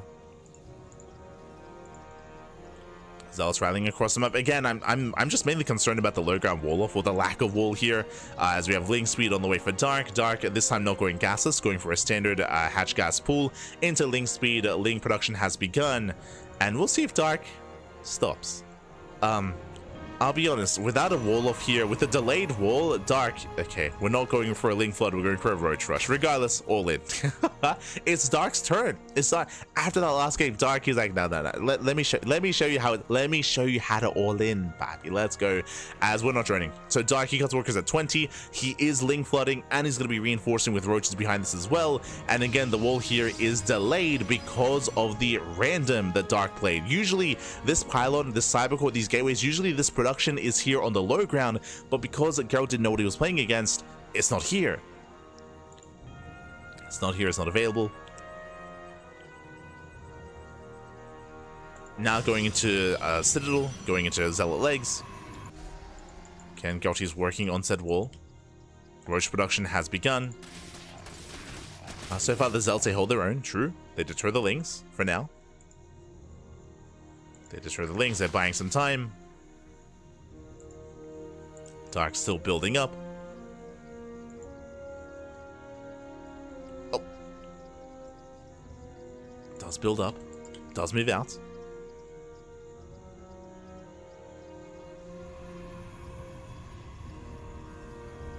Yeah, it does see the wall that's still in production. Even gets us around, but should not kill the Zealot. Yeah, Zealot does survive. And here we go. Here it comes. Now he knows. Now Geralt is aware of what's happening. Roaches are moving in. It's only Zealots to defend. We now have 2 Dragoons on the way. But no Dragoon range. Yeah, no Dragoon range here for Geralt. So these Dragoons are going to be weaker than normal because we initially were planning to go for a charge-based all-in. And here we go. Darky has arrived. Shield batteries being thrown down. Surrounds the probe. First Dragoon has arrived, but again, it's only 1 Dragoon, and the wall is going to be broken. Boys are being pulled to help hold the line. Lings are flooding in. Dark started stepping forward. Oh, it does focus down the shield battery. That's a kill. It's a kill on the shield battery. Likewise, Bile zoning away. And there are 3 Dragoons here, but only 3 Dragoons. Yeah, every probe is going to fall. We have 16 Lings on the way from across the map. Oof. Yeah, chasing down the Dragoons. We'll get 1. We'll get both. That denies those shield batteries as well. Yeah, there's 0 shield batteries left here at the natural. Down to 1 Dragoon. Behind this, making more charge loss, doing what we can. Oh no, get out of here. Dragoon being chased down. Yeah, there's almost nothing left here. I mean, the Zealots, they will help reinforce, but the pylons are under fire. Roach Ravager is a little bit exposed. A little bit. Ravager is exposed. 17 probes. Oh no, the Dragoon! Dragoon gets trapped. It gets trapped. Does not go down. Barely not, but GG gets called. There's just nothing left, and Dark, he will overwhelm. He will claim game number 2 and take a further lead in the series. GG. Whew. GG, well played. Dark, he will extend his lead. Again, this was the first game that Dark did pick random and was quite influential when it came to the game itself. And now we are getting ready for game number 3. Now, bear this in mind, here in Kung Fu Cup, we do things a little bit different. Game 1, Brood War versus SC2. Game 2, the roles are reversed. Game 3, Brood War versus Brood War. Here we go. We're jumping into game 3. We're jumping into Sylphid, and we'll see if we can fight back and extend the series here. Let's go. Now, coming into this game 3, Dark is picking Zerg. He's picking Zerg. So game 1 was Zerg, game 2 was random, game 3 is also Zerg, and here we go. Spawning in the top left, in the top side of Sylphid, we have the Polish Protoss player. We have the red Protoss, the Brutal Protoss. For Streamer Zone, Gerald. And spawning in the bottom right hand corner, we have the Brood War Zerg player, the blue Zerg. It is from South Korea, Dark. See someone in the chat, why is there a Dragoon here? Welcome, this is not StarCraft 2, it is in StarCraft 2, this is a mod. Welcome, this is a mod that brings together Brood War versus StarCraft 2, this is StarCraft Evolution. But here in this tournament for game 3 in the grand finals, we do actually force Brood War versus Brood War, a more unique dynamic. This mod is not balanced for this version of the game. The mod is not balanced for Brood War races to play against each other. It is only balanced for Brood War versus SC2, but there's just something unique here for Kung Fu Cup. Is something unique. Custom map, you can play it yourself. Yes, you can. It is all available in the arcade of StarCraft 2, and I believe there is a beta version of the ladder. I don't think it's fully released yet, but there is a beta version of the ladder to be able to like queue up and to play against other opponents in StarCraft 2. As Gerald, he does open up 2 gates, and meanwhile we do see Dark going hatch gas pool. So standard opening here out of Dark. Dark with the Overlord Scout, he will come across Gerald's spawn location. He will find him. As a reminder, this is a 3-player spawn map, and based on the Overlord pathing, Gerald knows. Gerald, he also knows the location of Dark. So they do scout each other. We are opening up a double Zealot. Unranked matchmaking beta. Yeah. Yeah, I say ladder. There is a beta version of matchmaking. That's maybe a better way of putting it. For sure.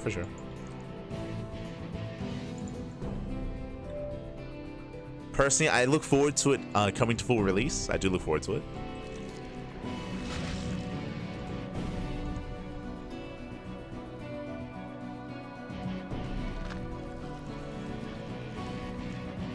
As Gerald, he does rush across the map with his initial Zealots, and likewise does have 2 more Zealots on the way. So non-stop Zealot production here from Gerald. Does power walk across the map.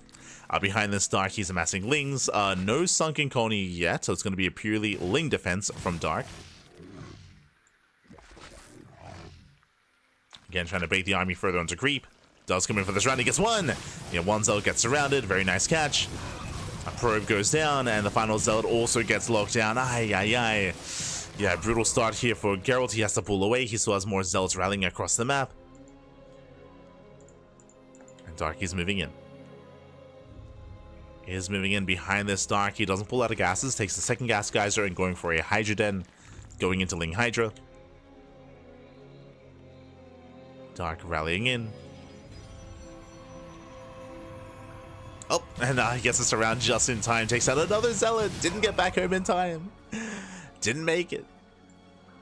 I love the bipedal Lings, by the way. Every time. Beautiful. Oh my god, they're so fast. As there's still 1 more Zealot out in the open. Is going to delay some mining here and disrupt some of the economy. At least some of it. Alas gets surrounded as well. And we have Hydra speed on the way. Dark, he is not droning too hard. He's actually already making Hydras. And it does seem like Dark, he intends on being the aggressor once again. Going into Ling Hydra, already moving out across the map. Back at home, Gerald, he is building up towards a Forge, +1. Building up still more Zealots. Has a Dragoon to deter any kind of scouting with the Overlord. But still focusing on Zealot production. Likewise, no Dragoon range. Once again, going for the Citadel. Going for what looks to be a 2-base Zealot all-in. A 2-base Speedlord all-in.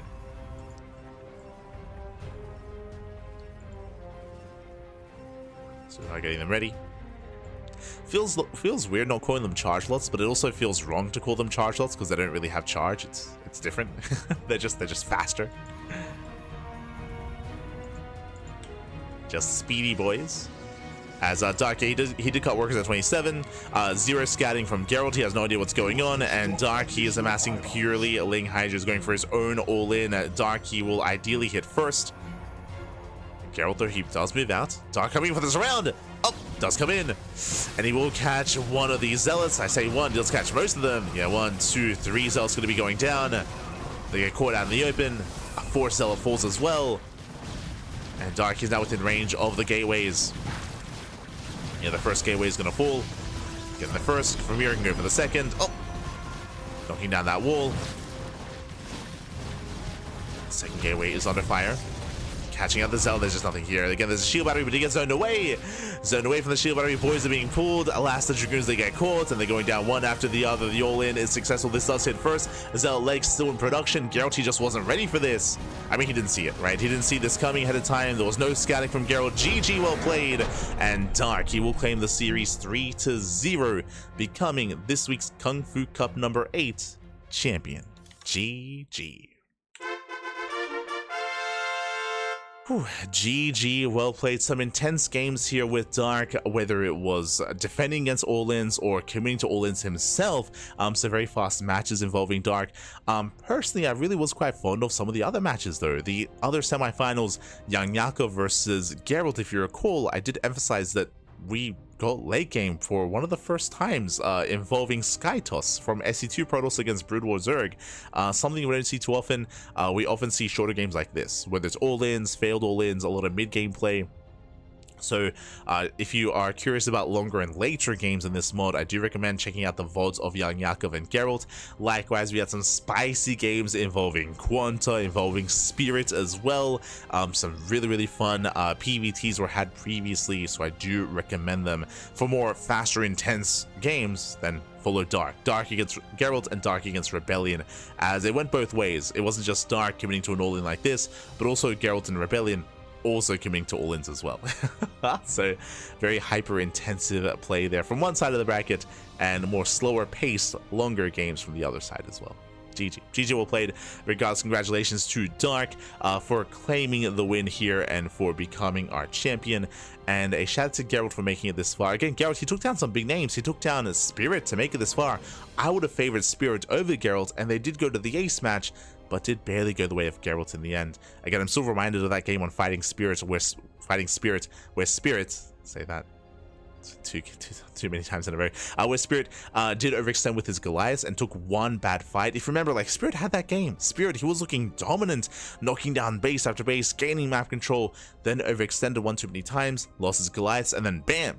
Geralt right into the main of Spirit, came to the production. GG. Like, it was crazy. I do recommend it if you missed out on it, but regardless, GG. GG, well played.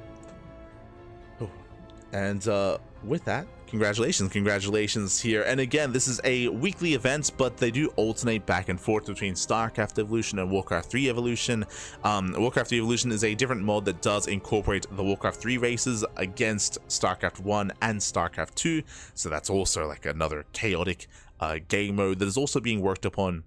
I believe it's a smaller team. I believe a smaller team is working on Warcraft 3 Evolution because it is a little bit more rough around the edges. It's a little bit less refined, but also I would say more charming as a result, as it's a little bit more jank, but we definitely do appreciate the work that has been put into the Warcraft 3 mod as well.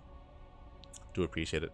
Regardless, if you enjoyed this event, if you want to support the maintenance and the evolution of StarCraft Evolution, you know the link in the chat, !SCEVO in the chat. You will get a link to the Patreon for Team Caprulu. Team Caprulu, they are the team that work on this mod.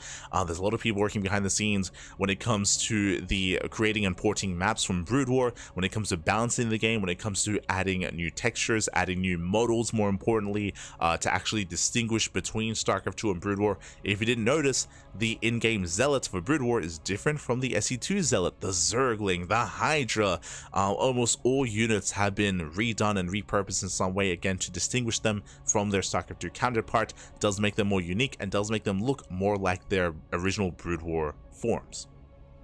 which I do appreciate. it. It does look really cool, and you know, almost makes me wish that we had them as actual skins in game that we can use like on the ladder and stuff. But yeah, you know how it is. Because it looks really cool. Again, a lot of work and effort, not just into the units, but into the building models as well.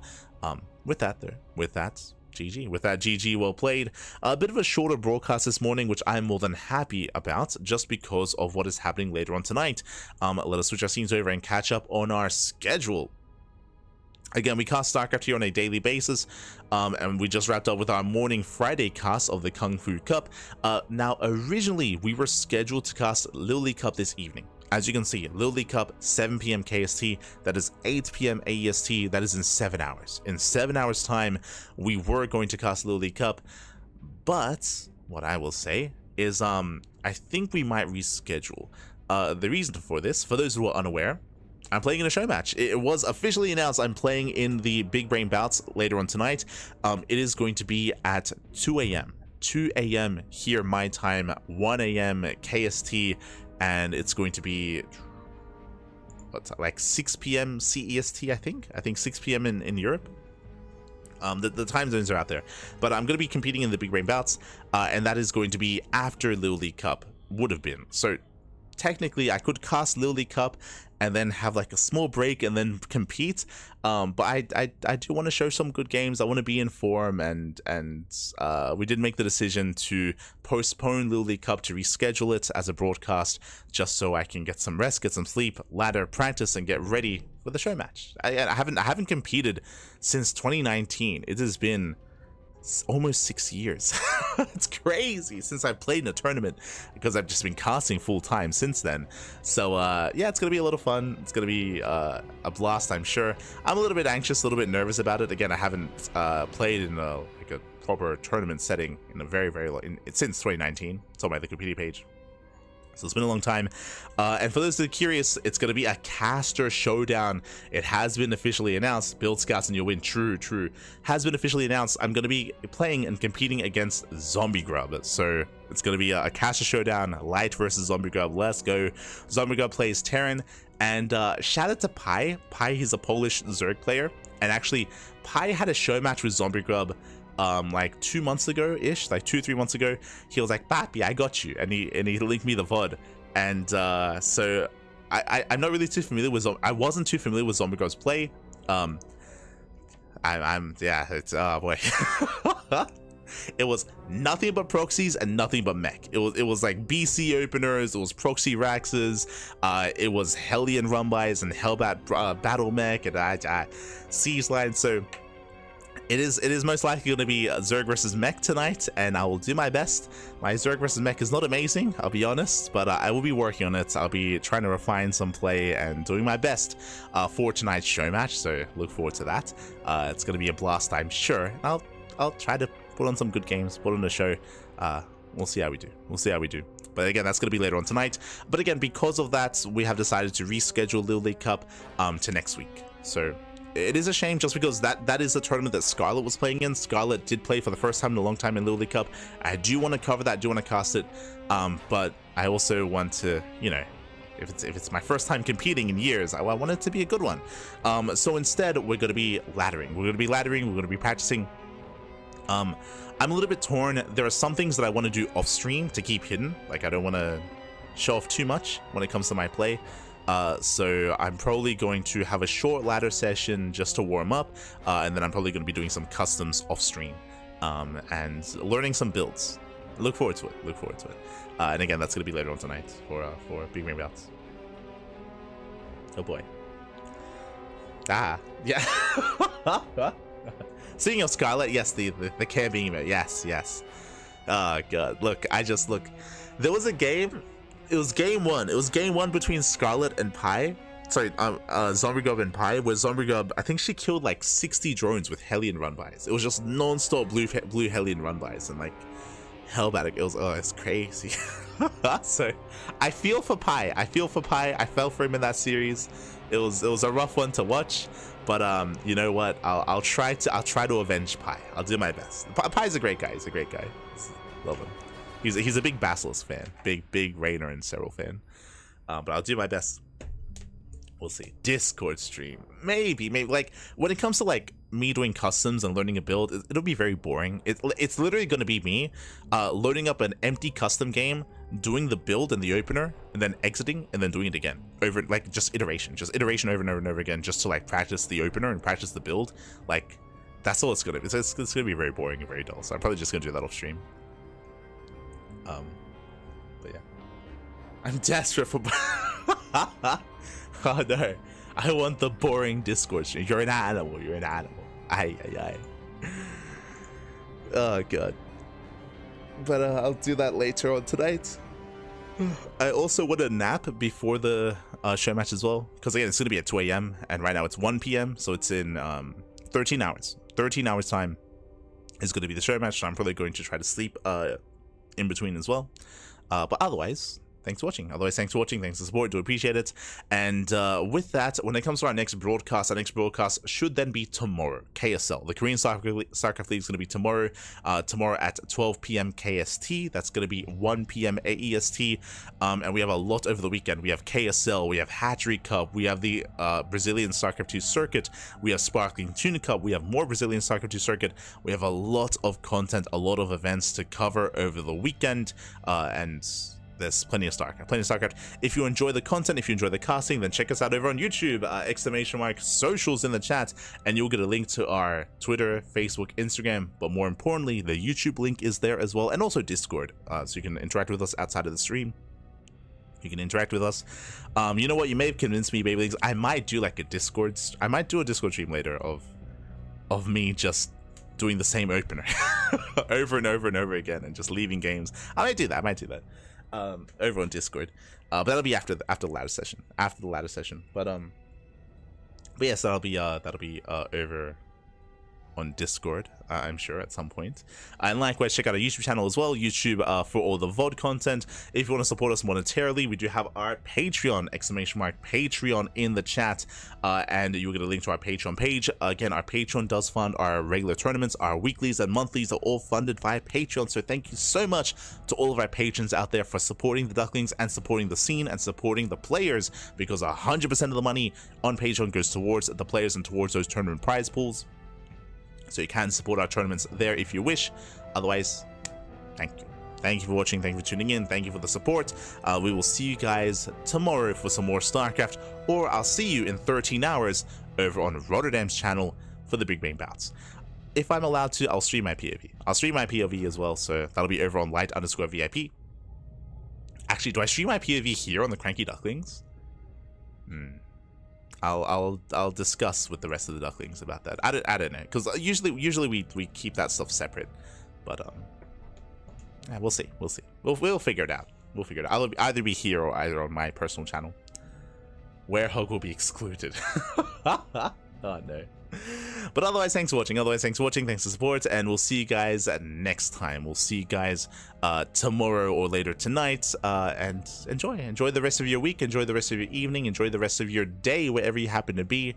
Take care of yourselves, and yeah, take care, Papi. Take care. Enjoy StarCraft. Try not to smudge. See you next time. Ciao, Papi. Ciao. See you next time.